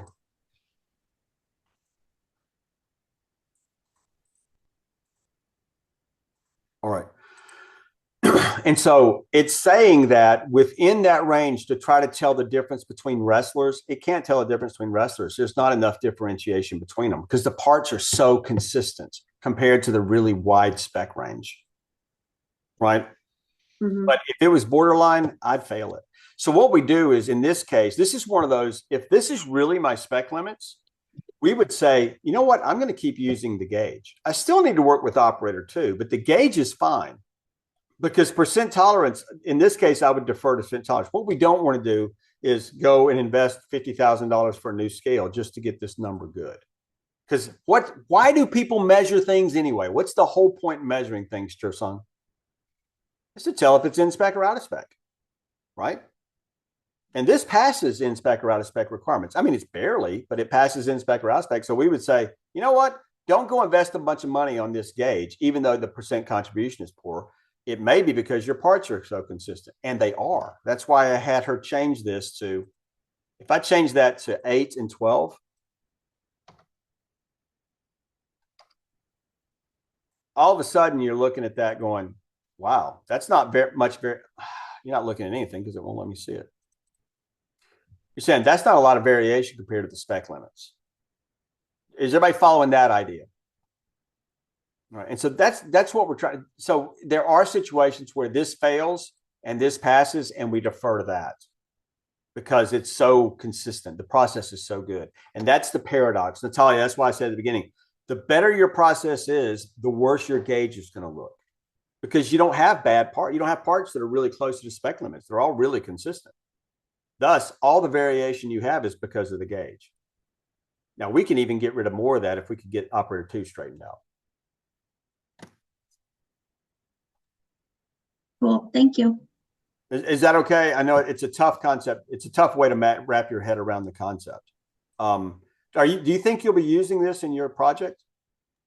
No. Oh, okay. Because if you do, it would be really nice. We could then coach on it and dive into that deeper. But you may be using it on a future project, right? And it's an important concept to understand because there's numerous times I've worked with clients and they have bad parts, right? And they're wanting to change the process or do whatever and kind of find out there's nothing wrong with their parts. They got a bad gauge. And once we fix the gauge system, the problem totally goes away. I mean, I've had that several times. So that's the purpose of gauge R&R. But sometimes people are worried about gauge R&R. Like, we got to replace the gauge. I'm like, you can do what the purpose of the gauge is, tell good parts from bad. And if you want to make your gauge look better, just go get another part that's still in spec that is way worse. Throw in an 8 or throw in a 12. And you saw what happened, right? If I just threw in a part, actually, you know what I'll do? I'll do this. Plus that value minus 2. I should have done that to start with. All of a sudden, what happened to the percent contribution? We're winning. Yay, look at us, right? So the bigger concern, Andy, is be careful how you choose your parts. People can go choose parts that are all really, really good parts, and all of a sudden they got a bad gauge. And it's like, are those the parts you actually see, or did you just pick good parts because you thought that was smart to do? You know what I mean? You want to pick parts that actually represent what you typically see. But by the same token, I can take those exact same parts. Well, let's do that one. And just by getting a little bit of spread in my numbers, all of a sudden my percent contribution is fine. Does that make sense, Sarah O? Yes. All right. And I hope I'm not picking on anybody. I'm not trying to do that. I want to make sure you understand at least as much as we can in a training class. This is like everything else, guys. The more you do it, the more sense it makes, right? Because Julio, when I went through it, it was just bloody confusing. I mean, I can read numbers and say that passes or fails. What to do about it? I was clueless, right? But it's one of those practice, and do it in different ways. So with that said, I know everybody's already gone. I'm going to I'll leave the video running, but I am coaching next week. I opened up a few more times available on Wednesday afternoon, just in case you had some conflicts and you couldn't. It's not obligatory, but if you would like coaching, I'm more than happy to talk to you and go through your project. All right. So with that said, I will stop recording.